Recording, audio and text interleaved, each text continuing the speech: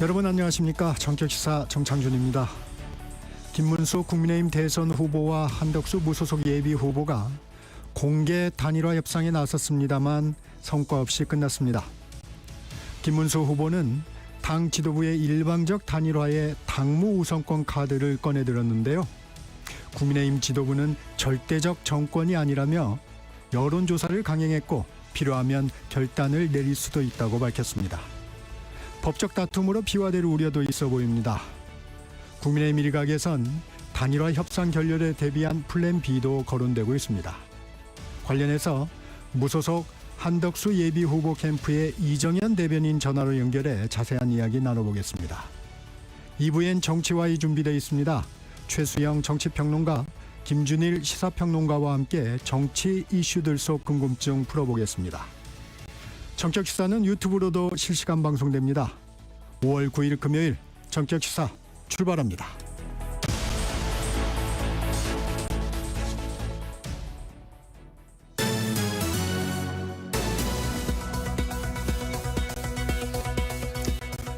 뉴스브리핑 시작합니다. KBS 정세배 기자 나와 있습니다. 안녕하세요. 네, 안녕하십니까. 대선 후보와 무소속 한덕수 예비 후보가 어제 후보 단일화를 위한 2차 담판에 나섰지만 또 빈손이었습니다. 네, 담판이 어제 한 1시간 정도 걸렸는데 또 성과 없이 종료가 됐고, 김 후보 또 무소속 한 예비 후보는 어제 오후 이제 국회 사랑제에서 이렇게 만나서 회담을 시작했는데, 어제는 좀 공개로 진행이 됐었거든요. 근데 이제 결국 핵심이 단일화 시기인데 입장차만 재확인했습니다. 한 후보 같은 경우에는 후보 등록 마감일이 벌써 모레 11일인데 그 전에 단일화 완료하자, 이걸 거듭 촉구했고, 다만 김 후보는 다음 주에 단일화 완료하자는 입장인데, 왜 무소속 후보가 당에서 선출된 후보를 압박하느냐, 이런 취지 발언을 좀 되풀이했어요. 한 후보는 단일화는 국민의 명령이라면서 어떤 방식도 당에서 정하면 다 받겠다, 그러면서 당장 오늘 내일 결판을 내자, 이렇게 거듭 촉구했고, 김 후보는 한 번도 단일화를 안 한다고 한 적은 없다면서도 출마를 결심했다면 당연히 국민의힘에 입당하는 게 합당하다 생각하는데 왜 안 들어오냐, 즉 왜 뒤늦게 나타나서 청구서를 내미는 거냐, 이렇게 지적하기도 했습니다. 네. 이런 가운데 국민의힘은 단일화를 염두에 둔 후보 선호도 조사에도 들어갔죠? 네, 권영세 비상대책위원장은 어제 국회에서 열린 비대위 회의에서 당 주도로 단일화 과정이 시작된다며 양자 여론조사를 두 분 후보께 제안했고 예정대로 실시할 계획이라 이렇게 밝혔는데, 어제 오후부터 이제 당원 대상 투표 시작했고 또 일반 국민 여론조사도 실시가 됐고 어제 오후까지 일단 진행하고 오늘 오전에 다시 재개가 됐는데 오늘 오후에 둘 다 마무리되거든요. 이렇게 되면 결과가 바로 나올 것이고, 당원 투표 50% 또 일반 국민 여론조사 50%를 반영해서 이 선호도 결과를 집계를 해서 김 후보에 대한 단일화 압박 수위를 아마 높일 걸로 보입니다. 네. 이렇게 갈등이 깊어지고 있는데 어제는 대선 후보 자격을 놓고 공개 충돌했어요. 네, 김 후보가 이 한 후보와의 단일화 압박을 비판하면서 중앙선거관리위 후보 등록 마감일이 아까 말씀드렸지만 모레 11일이거든요. 네. 이후인 다음 주 중 단일화에 나서겠다는 뜻을 계속 밝히고 있자 이 당 지도부에서 강력히 반발하면서 후보 교체 가능성까지 좀 시사하는 상황입니다. 대선이 지금 26일 남긴 시점에서 상호 비방을 넘어서 이 법적 분쟁까지 벌릴 수 있다, 이런 모양새인데, 네. 김 후보는 정당한 절차를 거쳐 선출된 후보를 당의 몇몇 지도부가 끌어내리려는 그런 해당 행위를 하고 있다, 이렇게 정조준했고, 반면에 당 지도부는 이제 좀 강력 반발하면서 정면 대응을 예고했어요. 권 비대위원장 같은 경우에는 12일 이후에 단일화한다는 건 사실상 불가능한 주장이다. 대선 승리를 위해서 고민하고 필요하면 결단도 내릴 수 있다, 이렇게 밝혔는데, 이게 전국위원회 또 전당대회 등 절차가 잡혀있기 때문에 이걸 거쳐서 후보 교체를 강행할 수 있다, 이렇게 시사한 셈이고, 반면 김 후보 같은 경우에는 어제 대통령 후보 지위 확인 가처분 신청을 법원에 신청했거든요. 당 지도부가 후보 교체 근거로 삼고 있는 당 헌에 대해서도 강력한 법적 조치에 들어갈 거다, 이렇게 대응을 예고했습니다. 이재명 더불어민주당 후보 측은 계속해서 대선 행보에 속도를 내는 모습인데 어제도 정책 간담회, 외연 확대를 이어갔어요? 네, 그렇습니다. 어제 경제 5단체장이 이 후보를 초청해서 간담회를 열었는데 이 자리에서 이 후보는 정년 연장 또 주 4.5일제 공약과 관련해서 대화하고 준비를 해야 하는 거다. 어느 날 갑자기 뭐 시행하지 않을까 이렇게 걱정하시는 분들이 있는데 그렇게 할 수 없다 이렇게 말했습니다.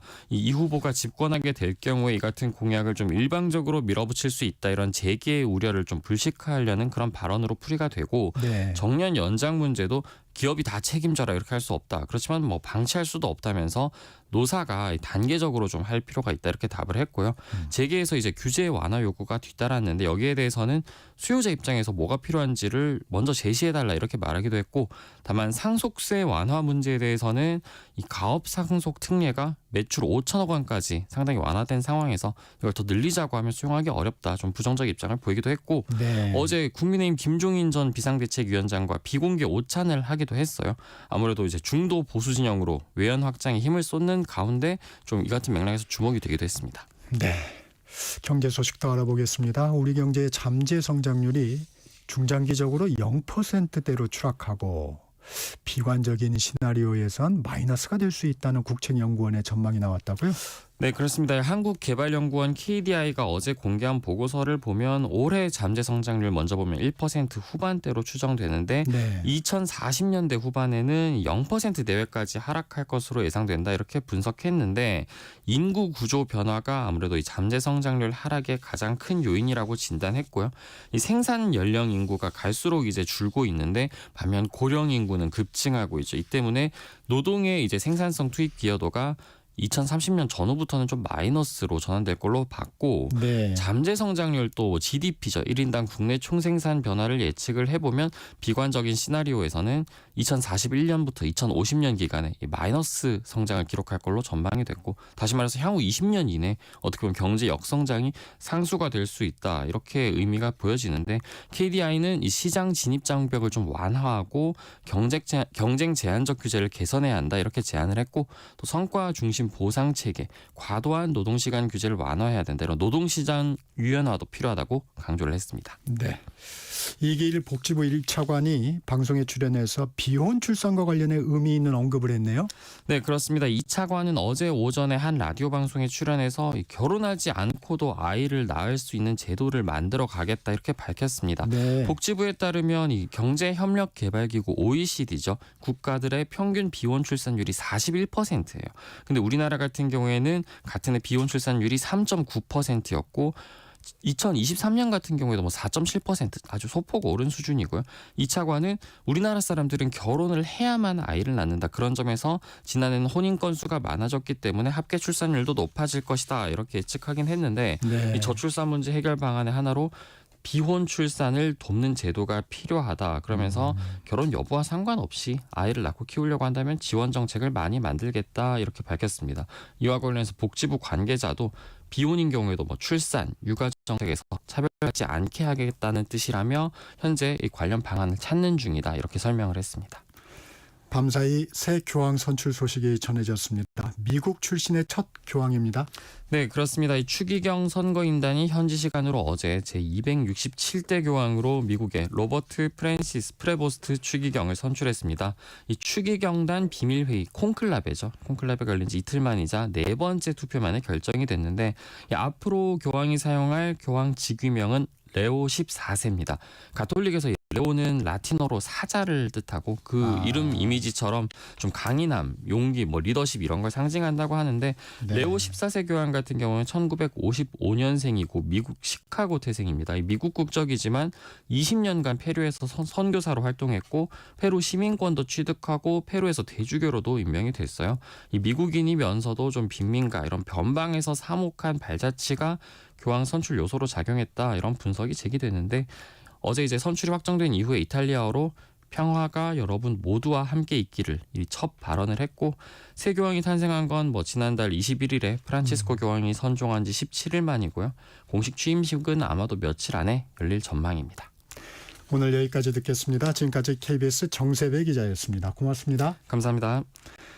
기상특보 전합니다. 2025년 5월 9일 7시 10분을 기해서 제주와 제주도 남부 중산간 지역에 호우경보가 발효됐습니다.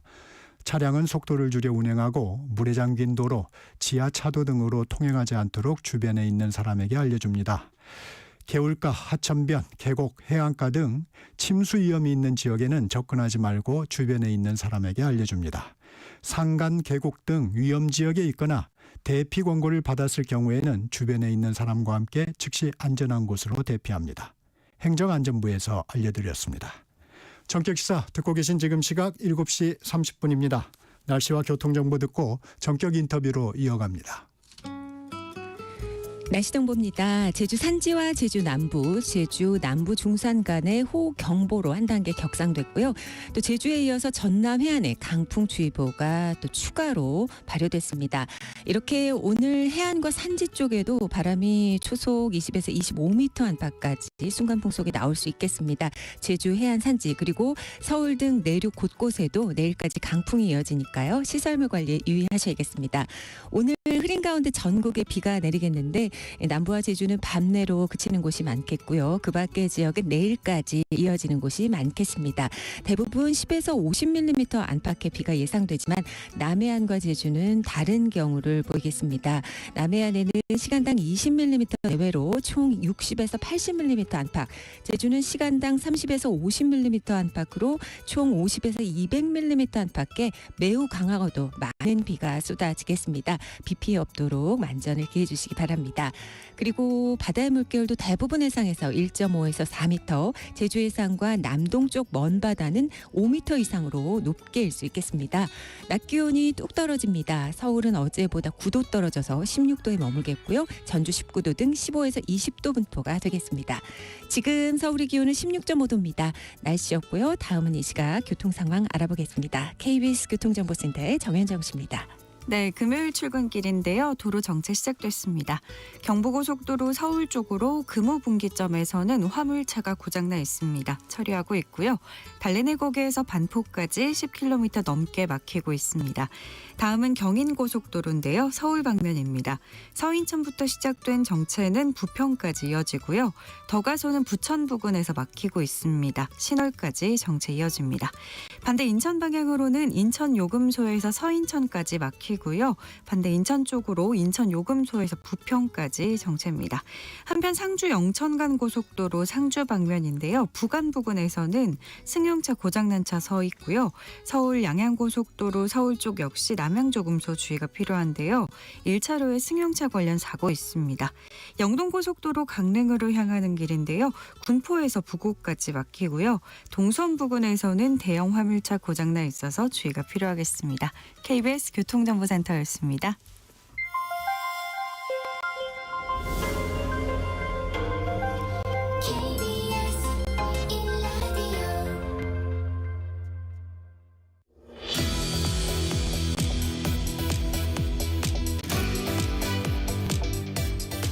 전격 인터뷰 한덕수 무소속 예비후보 캠프 이정현 대변인 전화 연결해 후보 단일화 상황 알아봅니다. 이정현 대변인 나와 계십니까? 네, 안녕하십니까. 이정현입니다. 어제 단일화 2차 협상이 있었습니다. 협상은 또 빈손입니다. 서로 입장만 확인하고 의제가 겉도는 느낌을 받았습니다. 어제 협상 어떻게 평가하십니까? 결론은 단일화에 대한 결론은 어제 없었습니다. 그렇지만 저는 이런 것들이 지금 단일화를 향해서 한 발짝 다가가는 진전이라고 봅니다. 네. 사실은 3일날 우리 김문수 후보님께서 선출이 되셨고 네. 원래대로 하자면은 김문수 후보님이 경선 내내 만약에 자기가 후보로 확정이 되면 확정된 즉시란 표현을 썼습니다. 네. 즉시 한덕수 후보를 만나서 단일화를 성사시키겠다라고 했는데 사실 3일 이후에 5일날 봉축식에서 처음 네. 해가지고 만나자 한덕수 후보가 이렇게 얘기를 했었고 이루어지고 있지 않다가 8일날 만났습니다. 처음. 네. 근데 그때야말로 진짜 처음 만나서 그런지 굉장히 거리가 멀었었는데 바로 다음날 또 다시 만나자고 당초에 계획이 없었거든요. 제안이 왔었습니다. 그래서 이게 8일날 만났었고 그래서 어제 그 만나서 서로 그동안에 이제 갖고 있었던 단일화에 대한 생각 또 단일화의 필요성 이런 것들에 대해서 공개적으로 모든 기자들에게 다 전달이 되는 그런 시스템을 통해서 공개적으로 할 수 있는 얘기들을 서로 다 털어놓는 첫 번째 자리가 어제였었습니다. 그리고 끝나고 나서 아주 자연스럽게 그리고 굉장히 흔쾌하게 서로 포옹을 했습니다.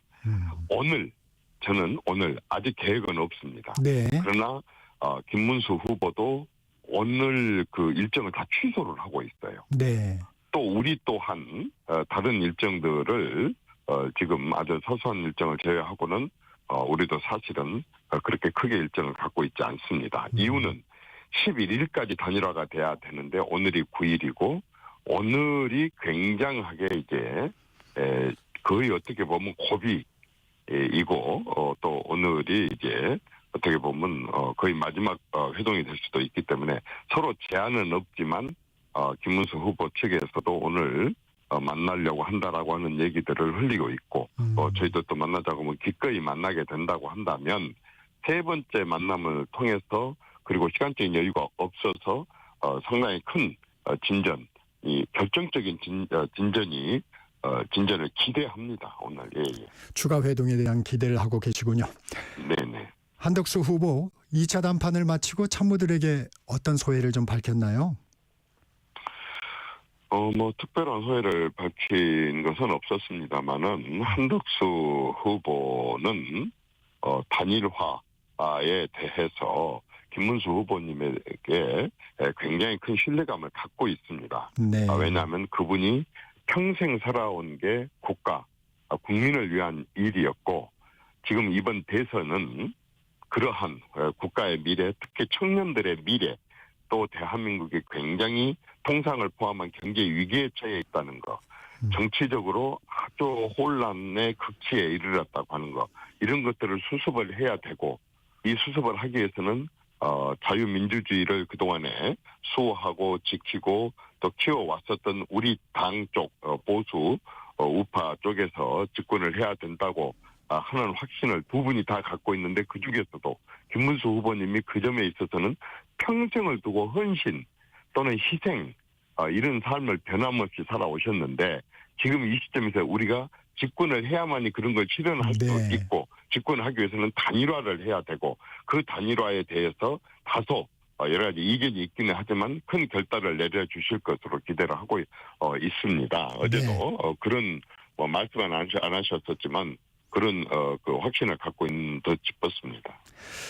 김문수 후보는 단일화 로드맵을 제시했어요. 다음 주 토론과 여론조사를 거쳐서 단일화하자고 제안했는데 이 부분은 어떻게 생각하십니까? 이제 하나 알으셔야 될 게 있습니다. 모든 네. 게 이제 절차나 과정이라는 게 있는데 선거는 6월 3일입니다. 사실 과거를 봐보면 단일화 선거 하루 전 6월 2일 날도 단일화는 가능합니다. 네. 그러나 단일화를 하는 게 목적이 아니라 단일화를 해서 상대 후보를 이기고 선거에 승리하는 게 목적이잖아요. 그러려고 한다면 그 시점이 또 그때 절차들이 있는데 사실 6월 3일, 6월 2일, 6월 1일이 아니라 지금 5월 11일이 가장 큰 고비입니다. 왜냐하면 5월 10일이라 모든 대선 후보들이 선관위에 후보 등록을 하게 됩니다. 네. 등록을 해버리고 나면 지금 한덕수 후보처럼 이렇게 이 경우에는 절대로 말하자면 기호 2번을 쓸 수가 없습니다. 네. 또 그 국민의힘의 조직, 국민의힘에게 의원들이 계시기 때문에 주어지는 국고보조금, 선거 때 주는 국고보조금이 굉장히 많이 있습니다. 그 돈을 쓸 수가 없습니다. 그런데 선거에는 500억 이상이 들게 되는데 그 자체는 아까처럼 13, 14, 15 그분이 얘기한 그때가 네. 그게 된다고 한다면 단일화의 효과도 의미도 또 경쟁력도 효력도 사실상 거의 없기 때문에 11일 이전에 하자고 하는 것이 한덕수 후보의 생각이고 또 실제로 정치를 알고 있는 정당에 있는 모든 사람들의 또 그 부분에 대해서도 김문수 후보도 너무 잘 알기 때문에 경선 내내 즉시 즉시란 표현을 썼고 가장 최근에 모 언론사의 얘기도 10일 이전에 확정을 해야 된다라는 얘기를 본인 입으로 하고 있습니다. 그 말은 11일 이후와 이전에 이 단일화의 효과가 어떻게 큰 차이가 있는 걸 충분히 아시기 때문에 그렇기 때문에 13, 14, 15일 날 한다고 한다면 10일, 9일 오늘하고 내일 못할 이유가 하나도 없습니다. 그러지 않습니까? 며칠 차이인데 왜 13, 14, 꼭 11일을 넘겨서 해야 되겠습니까? 그래서 그분도 그걸 충분히 잘 알고 있고, 그러기 때문에 저는 오늘하고 내일 사이에 단일화에 대한, 좀 어떤 급진전, 네, 그런 것들이 있을 거라고 저는 확신을 하고 있어야 된다고 봅니다. 김문수 후보는 자신이 국민의힘 공식 후보인데 11일 이후에는 본선 후보 등록을 않겠다는 사람과 어떻게 단일화를 하느냐며 정치 문법에 맞지 않는다 이렇게 비판을 합니다. 어떤 말씀 주시겠습니까?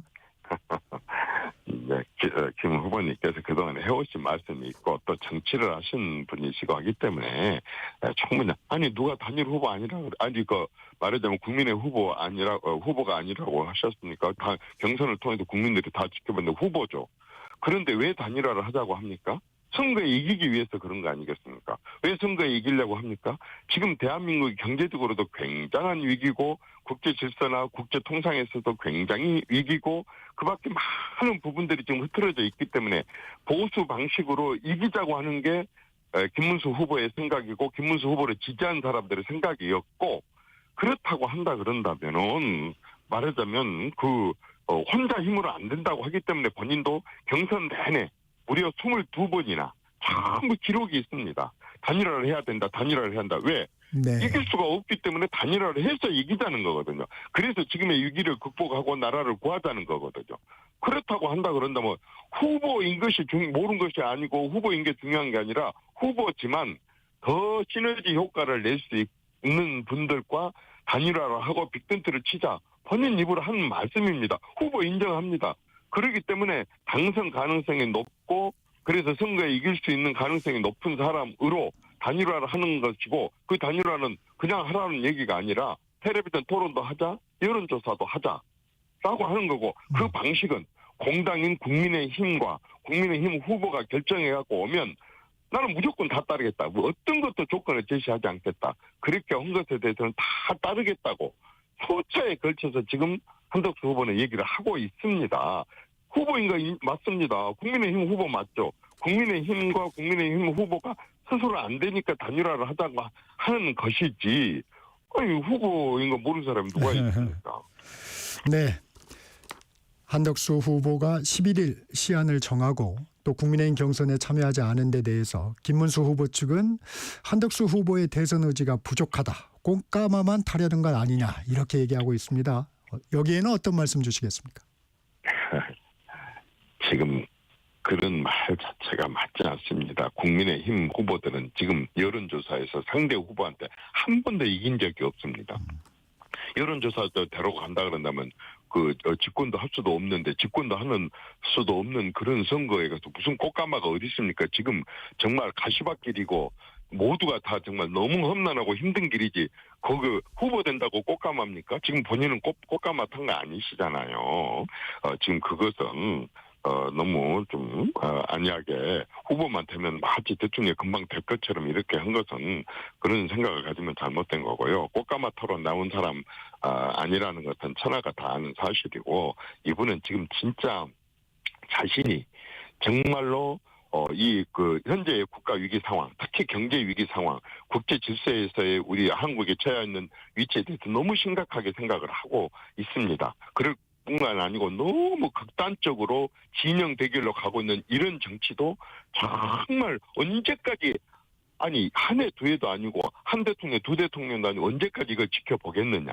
그렇다고 한다면 근본적으로 헌법에 문제가 있어서 자기는 개헌을 하겠다. 개헌을 하는 과정에서도 임기 5년의 대통령을 3년만 딱 하고 2년은 포기하고 3년 안에 하게 되는 구체적인 로드맵을 밝혀가지고 정치를 바꿔가지고 정치를 바꾼 다음에 그래서 국민 통합을 시켜가지고 어떻게 해서든지 우리가 지금의 선진국에 머무르지 않고 G10에 머무르지 않고 G7, G5까지 가자. 지금 4만 불에 머무르지 않고 7만 불, 10만 불까지 가자. 우리는 충분히 그런 역량이 있다. 그렇다고 한다 그런다면 정치가 바로 서지 않으면 그렇게 가기 어렵고 남미로 가기가 쉬우니 정치를 바로 잡자. 잡는 가장 근본적인 방법은 개헌이다. 나는 다른 정치인들처럼 말로만 해놓고 또 안 지키고 하는 그런 사람이 아니지 않느냐. 나는 3년 안에 개헌을 하고 대통령을 물러나겠다. 네. 어떻게?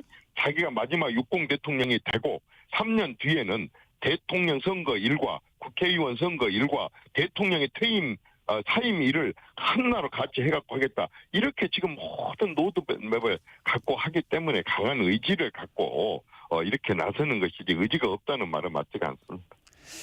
이 당내 단합도 중요한데 경선에 참가했던 홍준표 전 시장은 무상열차 노리고 윤석열 아바타를 자처하는 한덕수는 왜 비난하지 않느냐며 꼬집었고 한동훈 전 대표는 이렇게 될 줄 몰랐냐며 부끄럽다고 했습니다. 안철수 의원은 경선 후보들은 들러리였냐고 불편한 속내를 드러냈는데요. 경선 참가자들의 불만은 어떻게 보십니까? 그분들 입장에서야 충분히 하실 수 있는 말씀이고 또 다 내용 사실 아닙니까? 그렇기 때문에 지금 이 당이 지금 이 당의 처지입니다. 이 당의 모양새입니다. 사실은 지금 본인들이 다 책임 있는 사람입니다. 한동훈 대표님 책임 없습니까? 또 이제 홍준표 대표님 책임 없습니까? 다 자기들이 책임이면서 마치 나무 얘기하듯이 그렇게 툭툭 던지고 지금 이 당 이꼬라지가 된 게 누가 다 그분들이 다 지도자들이었는데 그런 말씀을 하시면 안 되죠. 어쨌든 지금은 수습을 하고 단일화로 가는 방향으로 해야지 완전히 강 건너 불구경 하듯이 그렇게 툭툭 던진다고 그렇게 이 문제가 해결이 됩니까? 그런 식으로 당 지도부들을 자기들이 지도부에 있을 때 이끌어왔기 때문에 당이 이꼬라는 것입니까? 그런 식으로 말 함부로들 그렇게 던질 일이 아니라 책임 있는 사람들도 이럴 때는 다 뭉치고 단합하고 해가지고 뭔가 중도층까지 다 끌어들일 수 있는 당의 개혁 방안을 내놓고 국가 개조 방안을 내놓고 그리고 자기가 꼭 해야 된다가 아니라 모두가 다 나서서 그런 부분들을 힘을 합쳐갖고 네. 할 수 있는 방안을 찾고 그게 바로 집권이고 집권하기 위해서는 단일화를 해야 된다고 하는 것에 대해서는 그 전에는 자기들도 다 경선하면서 단일화하겠다 네 사람 중에 단일화 안 하겠다는 한 사람이라도 있었습니까? 그리고 지금 와서 또 딴소리 합니까?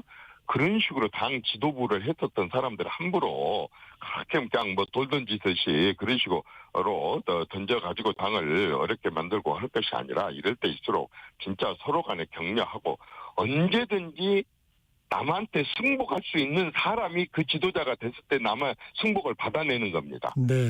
계속 그런 식으로 승복하지 않으면서 하는 그런 발언 언행들을 조금 자제했으면 좋겠습니다. 국민의힘 지도부가 지도부 주도로 단일화 로드맵을 강화하고 있습니다. 후보 적합도 여론조사도 실시하고 있습니다. 권영세 비대위원장은 내가 책임진다며 강경합니다. 한덕수 후보 당 지도부의 결정이 나오면 받아들이는 건가요? 우리는 일관되게 얘기를 해왔습니다. 우리는 무소속 후보입니다. 그 당과 그 당 후보 간에 어떤 일이 벌어지든 그건 그 당과 그 후보의 일입니다. 우리가 간섭하면 내정 간섭이 되는 거죠. 그래서 일단 거기서 결정이 되면 우리는 따르겠다라는 얘기를 지금까지 일관되게 해왔고 저희들은 따를 겁니다. 어떤 결과라고 하는 것도 내 방식대로 돼야지 그게 한 것이 아니라 내가 의도하고 내가 목표했던 방향으로 안 되더라도 그 결과에 승복하고 따르는 거 그게 게임입니다. 그게 룰입니다. 그게 상식입니다. 우리는 따를 겁니다. 당 대표를 역임하셨으니까 이 문제도 좀 여쭤보겠습니다. 김문수 후보는 당헌에 규정돼 있는 당무 우선권을 내세워서 지도부 주도의 단일화 로드맵을 중단하라고 했습니다. 당무 우선권이 존중돼야 되는 건 아닌가요?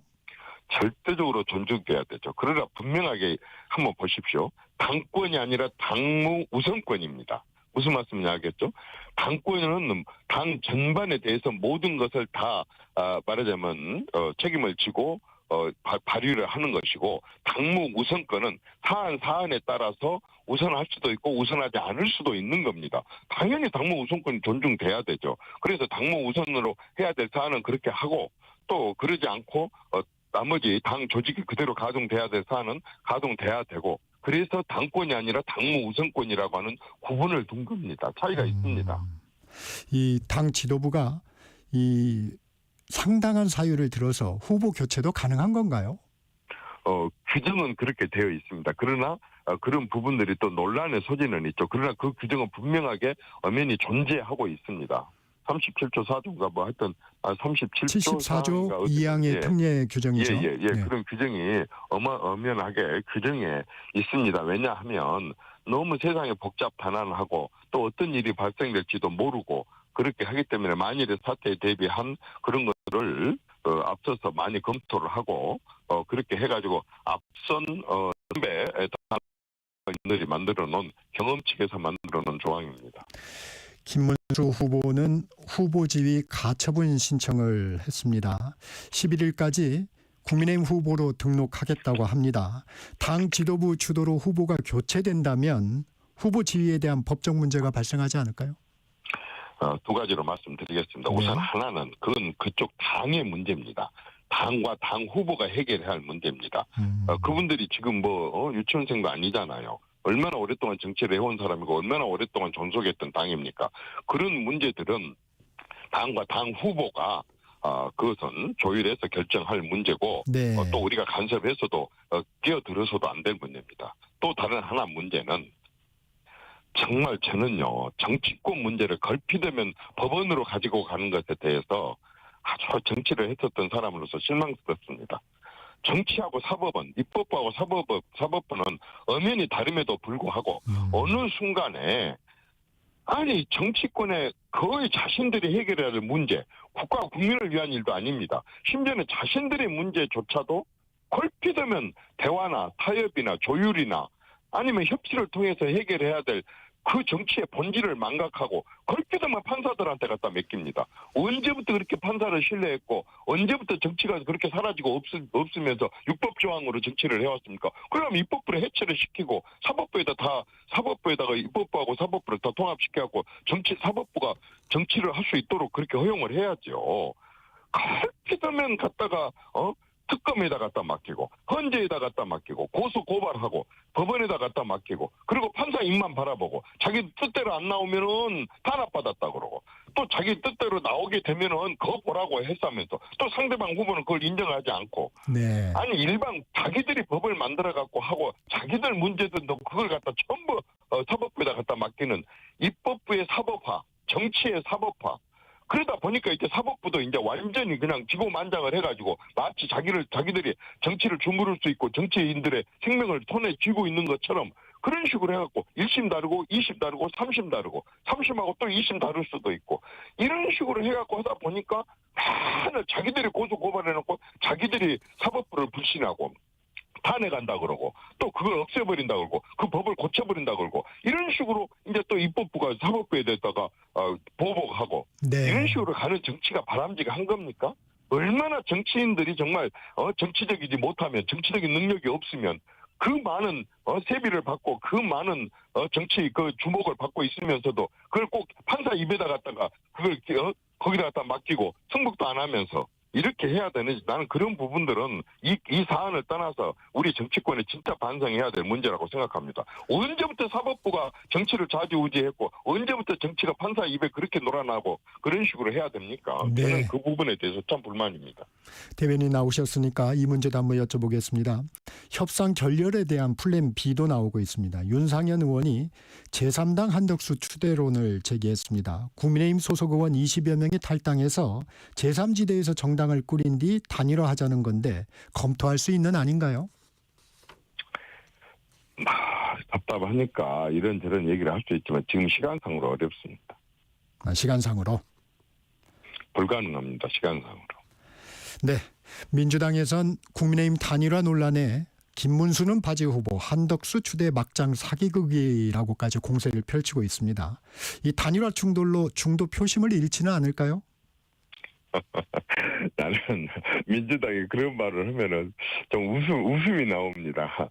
그런 말을 자격이 있는가 하고. 당 이름이 민주잖아요. 민주. 네. 민의 주인이 민주잖아요. 근데 그 당은 경선을 하면 한 사람이 90%, 89%, 90몇 프로.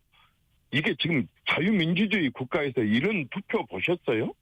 그렇게 다양성과 다원성이 하나도 없이 한 사람 위주로 모든 당과 또 국회 활동과 당원들을 포함한 그런 활동들이 그렇게 한 사람 위주로 다 가고 있는 거 보면은 이게 왕조도 아니고 이게 어디 다른 우리하고 다른 진영의 그런 나라에서 벌어진 일도 아니고 오히려 부끄러워해야 되는 거 아니에요? 민주주의 국가에서 이런 식으로 하나로 몰아가면서 이렇게 다양성, 다원성이 있는 데서 사실은 말은 시끄러워 보이지만요. 이건 굉장히 생산적으로 시끄러운 거예요. 이게 민주주의가 있는 당이니까 하는 거예요. 한마디도 못하고 조그만 당 지도부에다 비판했다가는 그냥 사방 천지에서 달라들어가지고 완전히 살점 하나도 안 남겨놓고 다 하고 심지어는 국회의장조차도 얘기 한마디 했다가 혼인하고 하는 그런 당의 모습을 가진 당에서 지금 이렇게 민주주의적으로 서로 간에 조율하고 타협하고 삐걱거리고 이렇게 가면서 한 발짝 나가는 이런 당에 대해서 되고 그런 얘기를 할 수 있는 자격이 있습니까? 진짜 저는 좀 그런 부분에 있어서는 차라리 입을 다물고 있는 게 훨씬 그 자신들의 문제점을 부각시키지 않는 것이 아닌가 싶어요. 그러지 않습니까? 어느 당이 90%입니까? 어느 당이 그렇게 한마디도 못하고 당내 다양성과 다원성이 다 사라져버리고 그 똑똑한 사람들은 그렇게 입을 다물고 있는 그런 정당이 자유민주주의 국가에서 어디 있답니까? 그리고 그런 것들 때문에 그런 것들 때문에 젊은 사람들이 자유를 좋아하고 정말 그 마무리해 주시고요. 창의력을 좋아하는 사람들이 너무 오히려 우리 쪽을 더 좋아할 거라고 봅니다. 네, 지금까지 한덕수 후보 캠프 이정현 대변인이었습니다. 고맙습니다. 네, 감사합니다. 정책시사 1부 마칩니다. 전하는 말씀 듣고 2부에서 뵙겠습니다.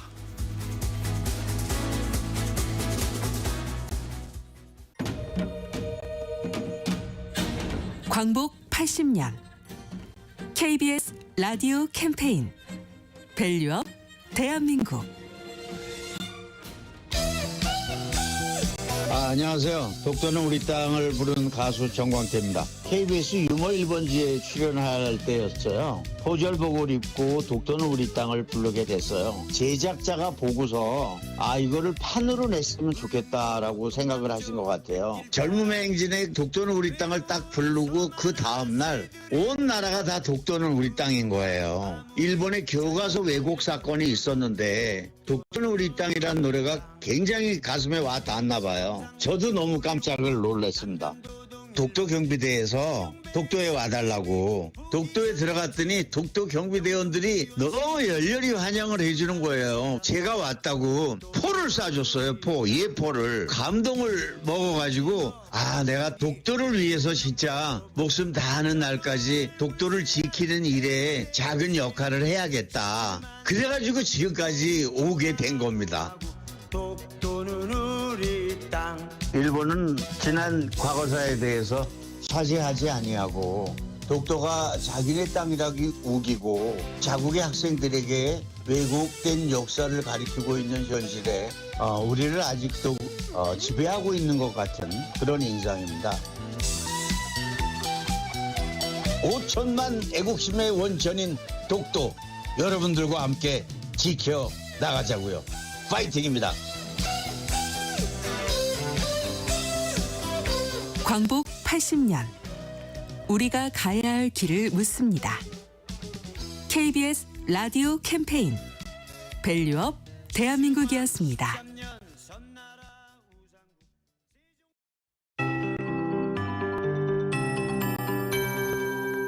KBS 58분 날씨. 이 시간 강원도를 제외한 전국에 비가 내리고 있고요. 제주에는 호우특보, 특히 산지 쪽은 호우경보가 발효 중입니다. 단계가 이쪽으로는 높습니다. 이내 전국적으로 비가 내릴 것으로 보이고요. 남해안과 지리산 북은 제주에 매우 많은 비가 집중되겠습니다. 제주에는 시간당 30에서 50mm, 남해안은 시간당 20mm로 매우 강하게 쏟아지겠습니다. 다량의 수증기가 강한 남풍을 타고 유입되면서 이쪽에 집중되겠고요. 강수량 편차가 크겠습니다. 천둥, 번개, 돌풍이 동반되는 곳도 있겠습니다. 피해 없도록 주의하셔야겠습니다. 제주에는 50에서 200mm 안팎, 남해안은 60에서 80mm 안팎, 그 밖에 전국 10에서 50mm 정도의 비가 예상됩니다. 저기압이 동쪽으로 빠져나가면서 오늘 밤 남쪽에는 비가 그치는 곳이 많겠고요. 중부지방의 비는 내일까지 이어지겠습니다. 그리고 제주 산지와 제주 남부, 제주 중산간 지역에는 호우경보로 격상이 된 상태고요. 내륙에서뿐 아니라 해안 산지, 제주에 매우 강한 바람이 지나겠습니다. 또 대부분 해상의 파도도 1.5에서 5m 안팎으로 일겠습니다. 낮 기온이 어제에 비해서 5도에서 9도 정도 떨어집니다. 서울 16도, 대전 18도, 전주 19도에 머물겠습니다. 지금 서울의 기온은 14.2도입니다. 강혜종입니다.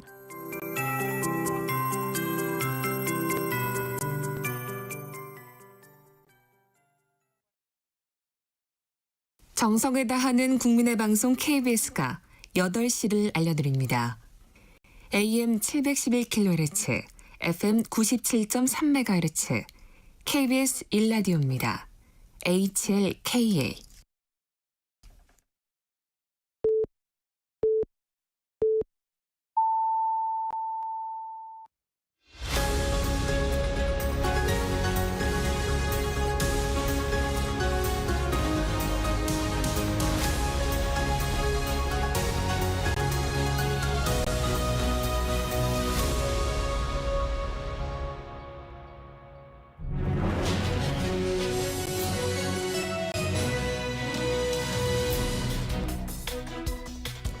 한 주간의 정치 이슈 속의 궁금증을 풀어보는 시간입니다. 정치 Y. 오늘도 왜라는 질문 해보겠습니다. 최수영 정치평론가, 김지훈일 시사평론가 함께하고 계십니다. 안녕하세요. 네, 안녕하세요. 김문수 국민의힘 후보, 한덕수 무소속 예비후보 어제 2차 단일화 담판이 있었는데 진전된 합의안 없었습니다. 왜 공개 담판한 건가요? 서로 간의 명분 싸움에서 밀리지 않겠다. 그러니까 이제 만일 여기에 그 공개 담판을 참석하지 않는 사람은 단일화의 부정적인 입장이 되는 거니까. 그런데 한덕수 후보 입장에서는 당연히 가는 거였는데 김문수 후보 입장에서는 이걸 역이용한 거죠. 그렇다면 아예 생중계를 함으로써 본인이 단일화에 대한 의지와 한덕수 후보가 준비 안 됐다는 걸 드러내자라고 한 것 같아요. 그 당의 입장에서도 차라리 지금 오늘 여론조사가 지금 실시되고 있거든요. 네. 그렇다면 아예 그것을 좀 여론조사하기 직전에 토론 형식으로 한번 활용해보자는 의도도 있었던 것 같아요. 그래서 양쪽 다 빈손이지만 결국은 그렇게 된 것 같은데 저는 뭐 간단하게 봅니다. 이제 우리 흔히 이런 얘기 하거든요. 서는 곳이 달라지면 보이는 풍경이 달라진다는 말이 있는데 김 후보가 서는 곳이 달라진 거예요. 그러니까 보이는 풍경이 바뀐 거죠. 근데 그거를 이제 저는 국민의힘 지도가 너무 나이하게 생각했다. 제가 지난주에 말씀드린 것 같은데 그 원내 2당의 공식 대선 후보 그다음에 직접 집권 여당의 공식 대선 후보가 그렇게 간단한 자리가 아니다. 그게 되는 순간 그게 누가 제어하거나 통제하거나 할 수 있는 그런 자리가 안 될 텐데 단일화 얘기를 너무 선제적으로 꺼내서 그래도 저는 뭐 잘 되지 않을까라는 기대를 했는데 뭐 역시 그 김문수 후보의 지금 의지를 꺾을 방법은 없고 다만 지금 변수는 뭐 법원의 판단, 가처분에 대한 지위에 대한 가처분의 판단 뭐 그거 하나 남지 않았을까 싶습니다. 협상이라는 게 원래 양보안도 좀 가져가고 예를 들면 서로 밀고 당기고 이런 게 있어야 되는데 어제 보면은 서로의 입장만 그냥 얘기한 것 같아요. 그러니까 이게 이 공개 요 판의 두 번째 회동을 주도한 게 이제 김문수 후보잖아요. 네. 그래서 국회에서 하면서 다 공개한다 이렇게 된 거. 그러니까 저는 한덕수 후보가 완전 말렸다고 생각을 해요. 이게 그러니까 뭐냐면은 이거를 이제 많은 분들이 봤고 저도 봤는데 제 머릿속에는 이제 돌림 노래가 생각났다. 다 같이 돌자 동네 한 바퀴가 머릿속에서 네. 계속 왜 똑같은 얘기를 지금 한 시간 동안 한 시간 동안 얘기하니까 뭐 단일화는 국민의 명령이다. 한덕수 후보는 뭐 그렇게 얘기하면서 뭐 22번이나 단일화 약속을 했다. 일주일 연기는 단일화를 안 하자는 거자. 그러면 이제 또 얘기도 나오는 김문수 후보는 아니 그렇게 국민의힘 후보가 되고 싶었으면은 입당을 해야지. 이거를 들은 국민들의 스탠스는 뭐냐면은 입장이 바뀌는 게 아니라 자기 입장을 강화하는 거예요. 예. 그러면은 이게 그러면 누구한테 유리하냐? 김문수 후보한테 유리하게 돼요. 왜냐하면 키를 김문수 후보가 주고 이게 만약에 여론이 확 바뀌어가지고 김문수가 궁지에 몰리면 모르겠는데 지금은 키는 김문수가 쥐고 있고 그 여론 자체가 이 소위 말하는 쌍권 당 지도부와 한덕수 후보한테 우호적이지 않아요. 지금 이 난장판이 된 것에 대해서. 그러면 이거는 이 공개 회동을 하고 그 상황도 보셨겠지만은 막 기자들 오고 당 관계자 그렇죠. 오고 지지자들 막 물러나라 막 난장판이었잖아요. 이거는 완전히 의도된 판에 말렸다 그냥. 저는 그렇게 보고요. 말씀하신 대로 지금 김문수 후보 입장에서는 뭐 양보할 이유가 없어져 버렸죠. 게다가 단일화 이후에 단일화가 11일까지 안 되면은 나는 후보 등록 안 하겠다라고 한 게 이게 배수의 찐이 아니라 꼬리를 내린 걸로 저는 봤어요. 사실상 이게 더 그러면은 11일까지 안 해야 되는 이유가 더 생긴 거죠. 그러다 보니까 뭐 이제 언론에서는 뭐 노동운동 시절에 좌파시 게릴라 전술에 당했다 막 온갖 해석들이 나오는데 네. 너무 물러봤다. 그러니까 국힘 지도부나 주류가 공작을 하려면은 좀 치밀하게 했었어야 된다. 제가 보기에는 어설프게 공작하려다가 지금 완전 된통 당했다 이렇게 봅니다. 그러니까 저 어제 보면서 뭘 느꼈냐면 이제 네. 우리 흔히 요즘에 이제 뭐 근육이라는 표현을 자주 써요. 뭐 마음 근육을 길러야 한다. 뭐 이런 얘기들 하는데 정치 근육은 그래서 하루아침에 길러지는 것이 아니구나라는 생각이 들었어요. 지금 말씀하신 대로 저는 그 한 후보가 배수의 친을 치게 이제 10일까지 나는 안 되면 나 네. 후보 등록 안 한다.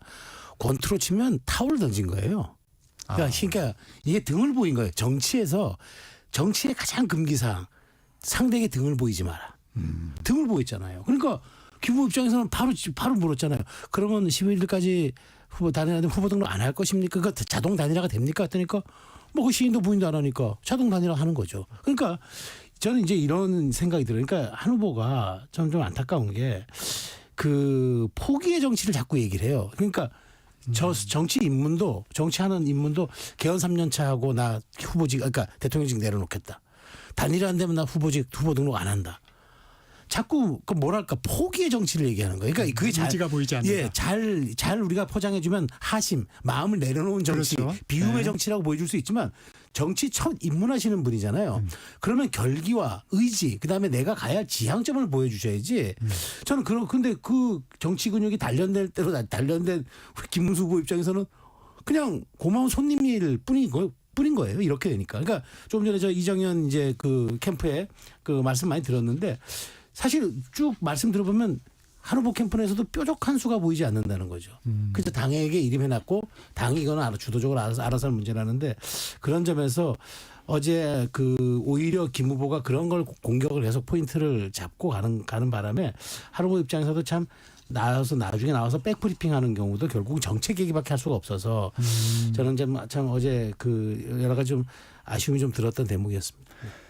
지금 말씀하신 부분 대선 후보로서의 어떤 결기, 의지가 좀 부족해 보인다. 이런 부분에 대해서는 어떻게 보세요? 아니 뭐 정확한 지적이세요. 그러니까 한덕수 후보는 지금 다 진명직만 했지 선출직을 한 번도 안 해봤잖아요. 그 얘기를 또 김문수 후보가 했거든요. 그러니까 선거 한 번 안 뛰어보는 사람 그런 취지의 얘기를 했는데 그러니까 이것도 그러니까 꽃가마 지금 국민의힘에서 일부 의원들과 지도부가 지금 꽃가마 태워주겠다라고 한 거고 본인이 이렇게 올라탄 거잖아요. 그러니까 이게 정말로 그러니까 국민들이 제일 궁금해하는 것 중에 하나가 정말 한덕수의 이 출마는 한덕수 총리의 출마는 그럼 자의냐 이게. 그러니까 뒤에 그러면은 지금 누가 있는 거냐 윤석열 전 대통령이 있는 거냐 다들 그렇게 의심을 하잖아요. 홍준표 후보도 당무에서 손 떼라 윤석열 대통령 당 망하게 해놓고 지금 여기까지 하고 있느냐 이거는 국민들만 의심하는 게 아니라 그 내부에서도 다 의심을 해요. 그러니까 이게 엉망진창이 된 게 윤석열 대통령에 대한 평가가 점점점 지금도 안 좋은데 뒤로 가면 갈수록 더 안 좋을 거예요.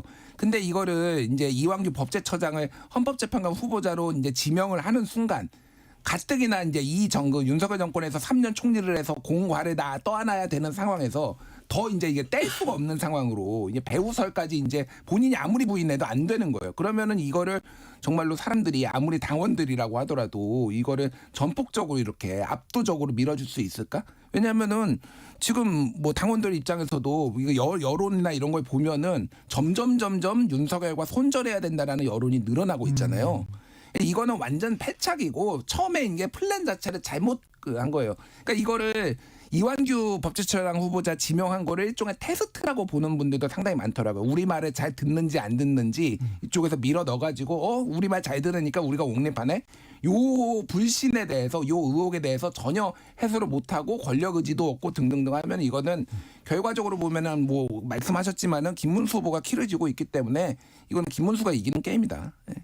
최수영 평론가님, 지금 말했던 그 배우설, 친윤계 의원들이 많이 나섰기 때문에 이제 이런 얘기들이 끊임없이 나오는데 그 부분에 대해서는 좀 어떻습니까? 그러니까 오해를 살 수는 있죠. 그리고 이제 한 후보가 이제 물론 통합의 정치 이런 얘기를 하긴 하는데 그게 이제 과연 먹히려 그러면은 이게 이제 한 후보 혼자 될 문제가 아니라 진짜 이낙연서부터 뭐 그 지금 얘기하는 모든 개헌에 개헌에 찬성하는 세력들을 다 끌어들이고 그다음에 그 중심에 서야 되는데 일단 이준석 후보가 난 내란 텐텐은 안 간다고 지금 얘기를 하는 거예요. 그러니까 그런 측면에서 저는 이제 그 윤석열 전 대통령의 그림자가 어른거리게 보이게끔 하는 그런 것들이 저는 별로 안 좋은데 그런 게 있어요. 그러니까 뭐 저랑 개인적으로도 이제 가깝지만 이제 그 우리 김기용 전 국민의 그 용산 대변인이 지금 사실 대변인 역을 하고 있잖아요. 그러다 보니까 많은 분들이 저분은 얼마 전까지 용산에서 부대변인 하시던 분인데 라는 이제 그런 인식이 자꾸 생기는 거고 이제 그러다 보니까 이제 자꾸 그런 오해들이 생기면서 오히려 확장성에 대한 그것이 이제 자꾸 좀 줄어들죠. 근데 더더군다나 이번 단일화 과정에서 보여줬던 한 후보의 약간 미적거림 이런 것들이 오히려 그 말하자면 그 동력을 더 떨어뜨리는 그런 이제 현상을 가져오고 있어서 저는 이제 물론 김문수 후보가 이렇게까지 저는 책임을 묻는다면은 김문수 후보가 가장 큰 책임을 져야 된다고 생각해요. 왜냐하면 사실상 지난번 그 경선 과정에서는 준 공약이었거든요. 단일화가 다들 X세모하고 이럴 때 피해갈 때 혼자 영을 들었고 그다음에 단일화는 뭐 김덕수가 아니라 뭐 그래서 이제 캠프 내부에서는 을지문덕까지 소환하는 뭐 그런 캠페인이 있었으면은 저는 당당하게 이거를 받아야 된다. 지금 와서 다음 주에 여론조사하고 단일화 받겠다. 이거는 정말 안 하겠다는 얘기 맞아요. 그러니까 최소한 본인도 알았을 거 아닙니까? 이게 단일화의 시한이 11일이 데드라인이다라는 걸 알고 당선됐을 텐데 그 이제 와서 뭐 당이 나를 대우하지 않는다 뭐 이런 얘기를 가지고 하는 거는 그러니까 누가 봐도 사실 정치를 분석하는 저희들이 봐도 그거는 좀 핑계용에 불과하는 거니까 그런 측면에서 이제 책임은 져야 하는데 이렇게 상황을 정교하게 관리하지 못한 지도부의 책임이 가장 큰 거죠. 다음 주에 토론과 여론조사를 하자. 이 단일화 로드맵 김문수 후보 단일화 안 하겠다는 건가요? 저는 뭐 안 하겠다는 걸로 읽었는데 그런 얘기를 절대 하지는 않죠. 왜냐하면은 당원들도 그렇고 뭐가 됐든 단일화를 해야지 이길 수 있다. 저는 뭐 단일화 해도 효과 없다라고 보는 사람이지만은 뭐 지푸라기라도 잡는 심정으로 그러니까 이게 그 당원들 조사했잖아요. 이게 문구부터 저는 황당했는데 대선 승리를 위해서 단일화를 해야 된다. 아니, 앞에 전제 조건이 대선 승리를 위해서 단일화해야 되면 그거 찬성하죠. 그러면은 단일화 뭐 해봤자 아무런 효과가 없을 수도 있지만 그래도 단일화를 해야 된다. 이렇게 묻는 거하고 뭐가 차이가 있습니까? 그러니까 이게 그렇게 판을 짜고 지금 이렇게 하니까 뭐 어쨌든 김문수 후보 입장에서도 단일화 이런 기대에 부응을 안 할 수는 없는 상황이니까 계속 모호한 여지를 지금 남긴다. 이렇게 보면 될 것 같은데. 그러니까 이거는 11일로 데드라인은 뭐 국민의힘 입장은 알겠어요. 그러니까 2번으로 좀 누구든 한덕수든 이거 올리고 싶은데 역대 단일화를 보면은 꼭 그렇게 됐나요? 굉장히 오랫동안 지리하게 특히 이제 정상적인 대선이면은 반년 동안도 얘기했어요 예전에. 그렇죠. 문재인 안철수. 근데 이거를 번개불에 콩 부어 먹듯이 이렇게 세팅을 해놓고 강제로 밀어붙이고 마음은 다 상하게 하고 권성동 원내대표 지금 그 영상이 굉장히 화제예요. 당선되고 나서 이리 앉아. 아 그렇죠. 예, 9살이 많습니다. 김문수 후보가 정치 선배예요. 뭐가 됐든. 근데 본인이 뭐 오선 의원이라고 뭐 어떻게 생각하시는지 모르겠는데 그렇게 반말 찍찍 뱉고 그러면은 누가 좋아하겠습니까? 그러니까 이거는 완전히 다 꼬여버렸어요. 그러니까 이거는 제가 보기에는 이 사태가 이제 11일 날 후보 등록으로 누가 될지 아니면 가처 신청 어떻게 들어갈지 모르겠지만은 권영세, 권성동 두 사람이 정치적 책임을 져야 된다. 저는 두 사람은 정계 은퇴해야 된다 생각합니다. 예. 지금 번개불에 콩고 먹는다고 표현하셨는데 번개불에 콩고 먹으면 타잖아요. 익지 않죠. 그러니까 아니 이게 저도 굉장히 그 다니까 후보 선출되는 날부터 지켜봤는데 지금 어제 보니까 이제 김 후보 입장에서는 왜 나 사무실도 안 내놓고 뭐 하느냐고 이제 선대위 구성도 안 해주고 하느냐는데 어제 나 이제 국힘 사무실 나와서 대선 후보 사무실에서 이제 직무를 보겠다고 얘기를 하더라고요. 그러니까 정말 이제 제가 보기에 양보할 생각이 없어요. 그러니까 양보는 이제 안 되고 이제 그러니까 어떻게 이런 단일화라는 중차대한 그런 사안을 후보의 선의에 기대하고 후보의 결단에 기대하는 그게 저는 너무 그 순진한 생각이었다는 거예요. 그러니까 이게 일주일 안에 벌어져야 할 일이면은 최소한 경선 3주 동안에 날짜별로 정확하게 그 상황에 대한 어떤 로드맵이 짜여져야 하고 그것을 저는 경선 과정에서 후보들에게 확약을 받았어야 해요.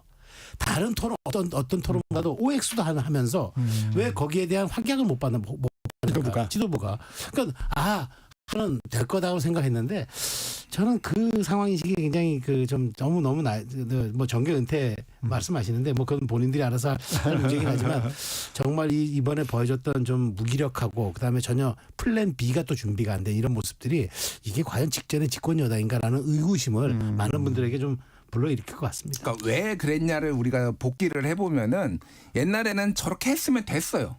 됐으니까 그냥 그대로 한 거예요. 예를 들면은 자기들이 원하는 사람들 다 옹립하고 찍어내고 이거 이준석 끌어내리고 한동훈 끌어내리고 이거 당대표직에서 이런 거 했을 때 뭐 윤리위도 가동하고 무슨 뭐 물병도 던지고 뭐 온갖 수단을 다 해서 했잖아요. 그러니까 우리 이번에도 할 수 있다라고 생각했는데 그때는 현직 대통령 윤석열 그 사람이 있었으니까 이게 가능한 건데 지금은 이제 뭐 이빨 빠진 호랑이 이제 탄핵된 윤석열을 안고서 이게 가능할 것이냐. 그러니까 저도 진짜 놀라워요. 그러니까 어떻게 이렇게 허술할 수가 있지? 그러니까 후보의 선의를 믿고 후보의 선의를 믿은 게 아니라 호구로 본 거예요. 김문수를 호구로 본 겁니다. 예. 그러니까 반말 찍찍하는 거죠. 그러니까. 이 대선 의지에 대한 말씀도 해주셨는데 한덕수 후보는 왜 당이 정하는 모든 룰 아니면 결정에 다 넘기는 건가요? 그건 뭐 본인으로 살 수 있는 게 없기 때문이죠. 그러니까 사실은 그 김 후보가 그러니까 우리가 권투에서도 할 때 상대가 잘하는 지점 공략 안 하잖아요. 상대의 아픈 지점 그냥 그 상대 선수가 펀치 강하면 배를 때리고 그렇게 하는 거 아닙니까? 그래가지고 상대 약점을 공략하는 게 그게 맞는 건데 제가 김 후보가 정치 근육이 있다는 게 그거예요. 그러니까 후보님 준비 안 됐지 않았냐? 가장 핵심적인 질문 등록할 거냐 말 거냐? 입당 왜 안 했냐. 그러니까 가장 곤란한 질문을 묻는 겁니다. 그러니까 그런 측면에서 한 후보 입장에서는 자연스럽게 일주일 아니면 단일화가 될 것 같고 그다음에 무소속 지점에서 있어야 뭐 시너지가 나고 이런 여러 가지 또 정치 공학적 생각들도 했을 테고 그런데 뭐 현실은 그렇지 않잖아요. 그러니까 한 후보 입장에서는 저는 제가 보기에 어쨌든 그 가장 제가 아까 말씀드린 말씀대로 뭔가 준비를 했으면은 딱딱 지향점들을 정확하게 내보내면서 나왔어야 되는데 뭔가 비움의 정치, 하심의 정치라고 얘기하지만 그것이 권력 의지로 치환될 때는 사실은 굉장히 중요한 덕목 중에 하나가 대선 후보 입장에서는 권력 의지거든요. 내가 이것을 왜 잡아서 뭘 할 거지. 그 개헌이라는 얘기를 했는데 그러기엔 그것만 너무 부족했고 그런 걸 간파한 김문수 후보가 아주 집요하게 약한 고리를 공략했다. 그 측면에서 결국은 단일화 지난번 1차 회동에 가장 큰 저는 그 얘기가 11일까지 후보 등록 안 하면은 그러니까 단일화 안 되면 후보 등록 안 하시는 거죠. 자동 단일화 되는 거죠. 그 얘기가 저는 사실상 끝이었다고 봐요. 이 지도부의 압박도 강화되고 있습니다. 후보 등록 이전 단일화가 당원 여론조사 결과 86.7%가 나왔는데 찬성이 김문수 후보에게 부담되지는 않을까요?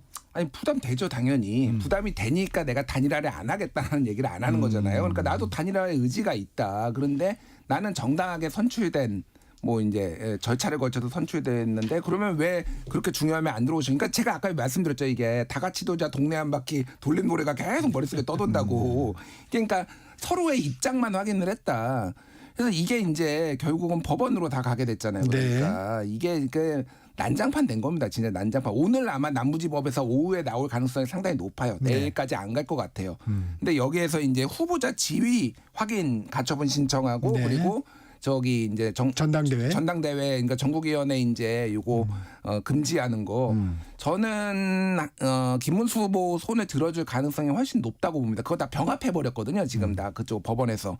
그러면은 이게 일관되게 하면 한쪽 손에 다 들어주는 게 맞는 거죠. 그러니까 지금 그러면은 후보자 지위 이거는요. 무슨 얘기 왜 이거를 했냐면은 이제 법원에서 확인도 받는데 만에 하나 저쪽에서 이제 도장을 안 찍어준다든지 뭐 권영세 비대위원장이 필요하다면서요. 예. 그러면은 이 법원의 요거 이 판결 가지고 그냥 선관위 가는 거예요. 그래서 이미 나는 확인된 이런 사람이다. 그래서 그냥 임의로 그냥 본인이 등록하는 상황까지 지금 가정을 하고 움직이는 거예요.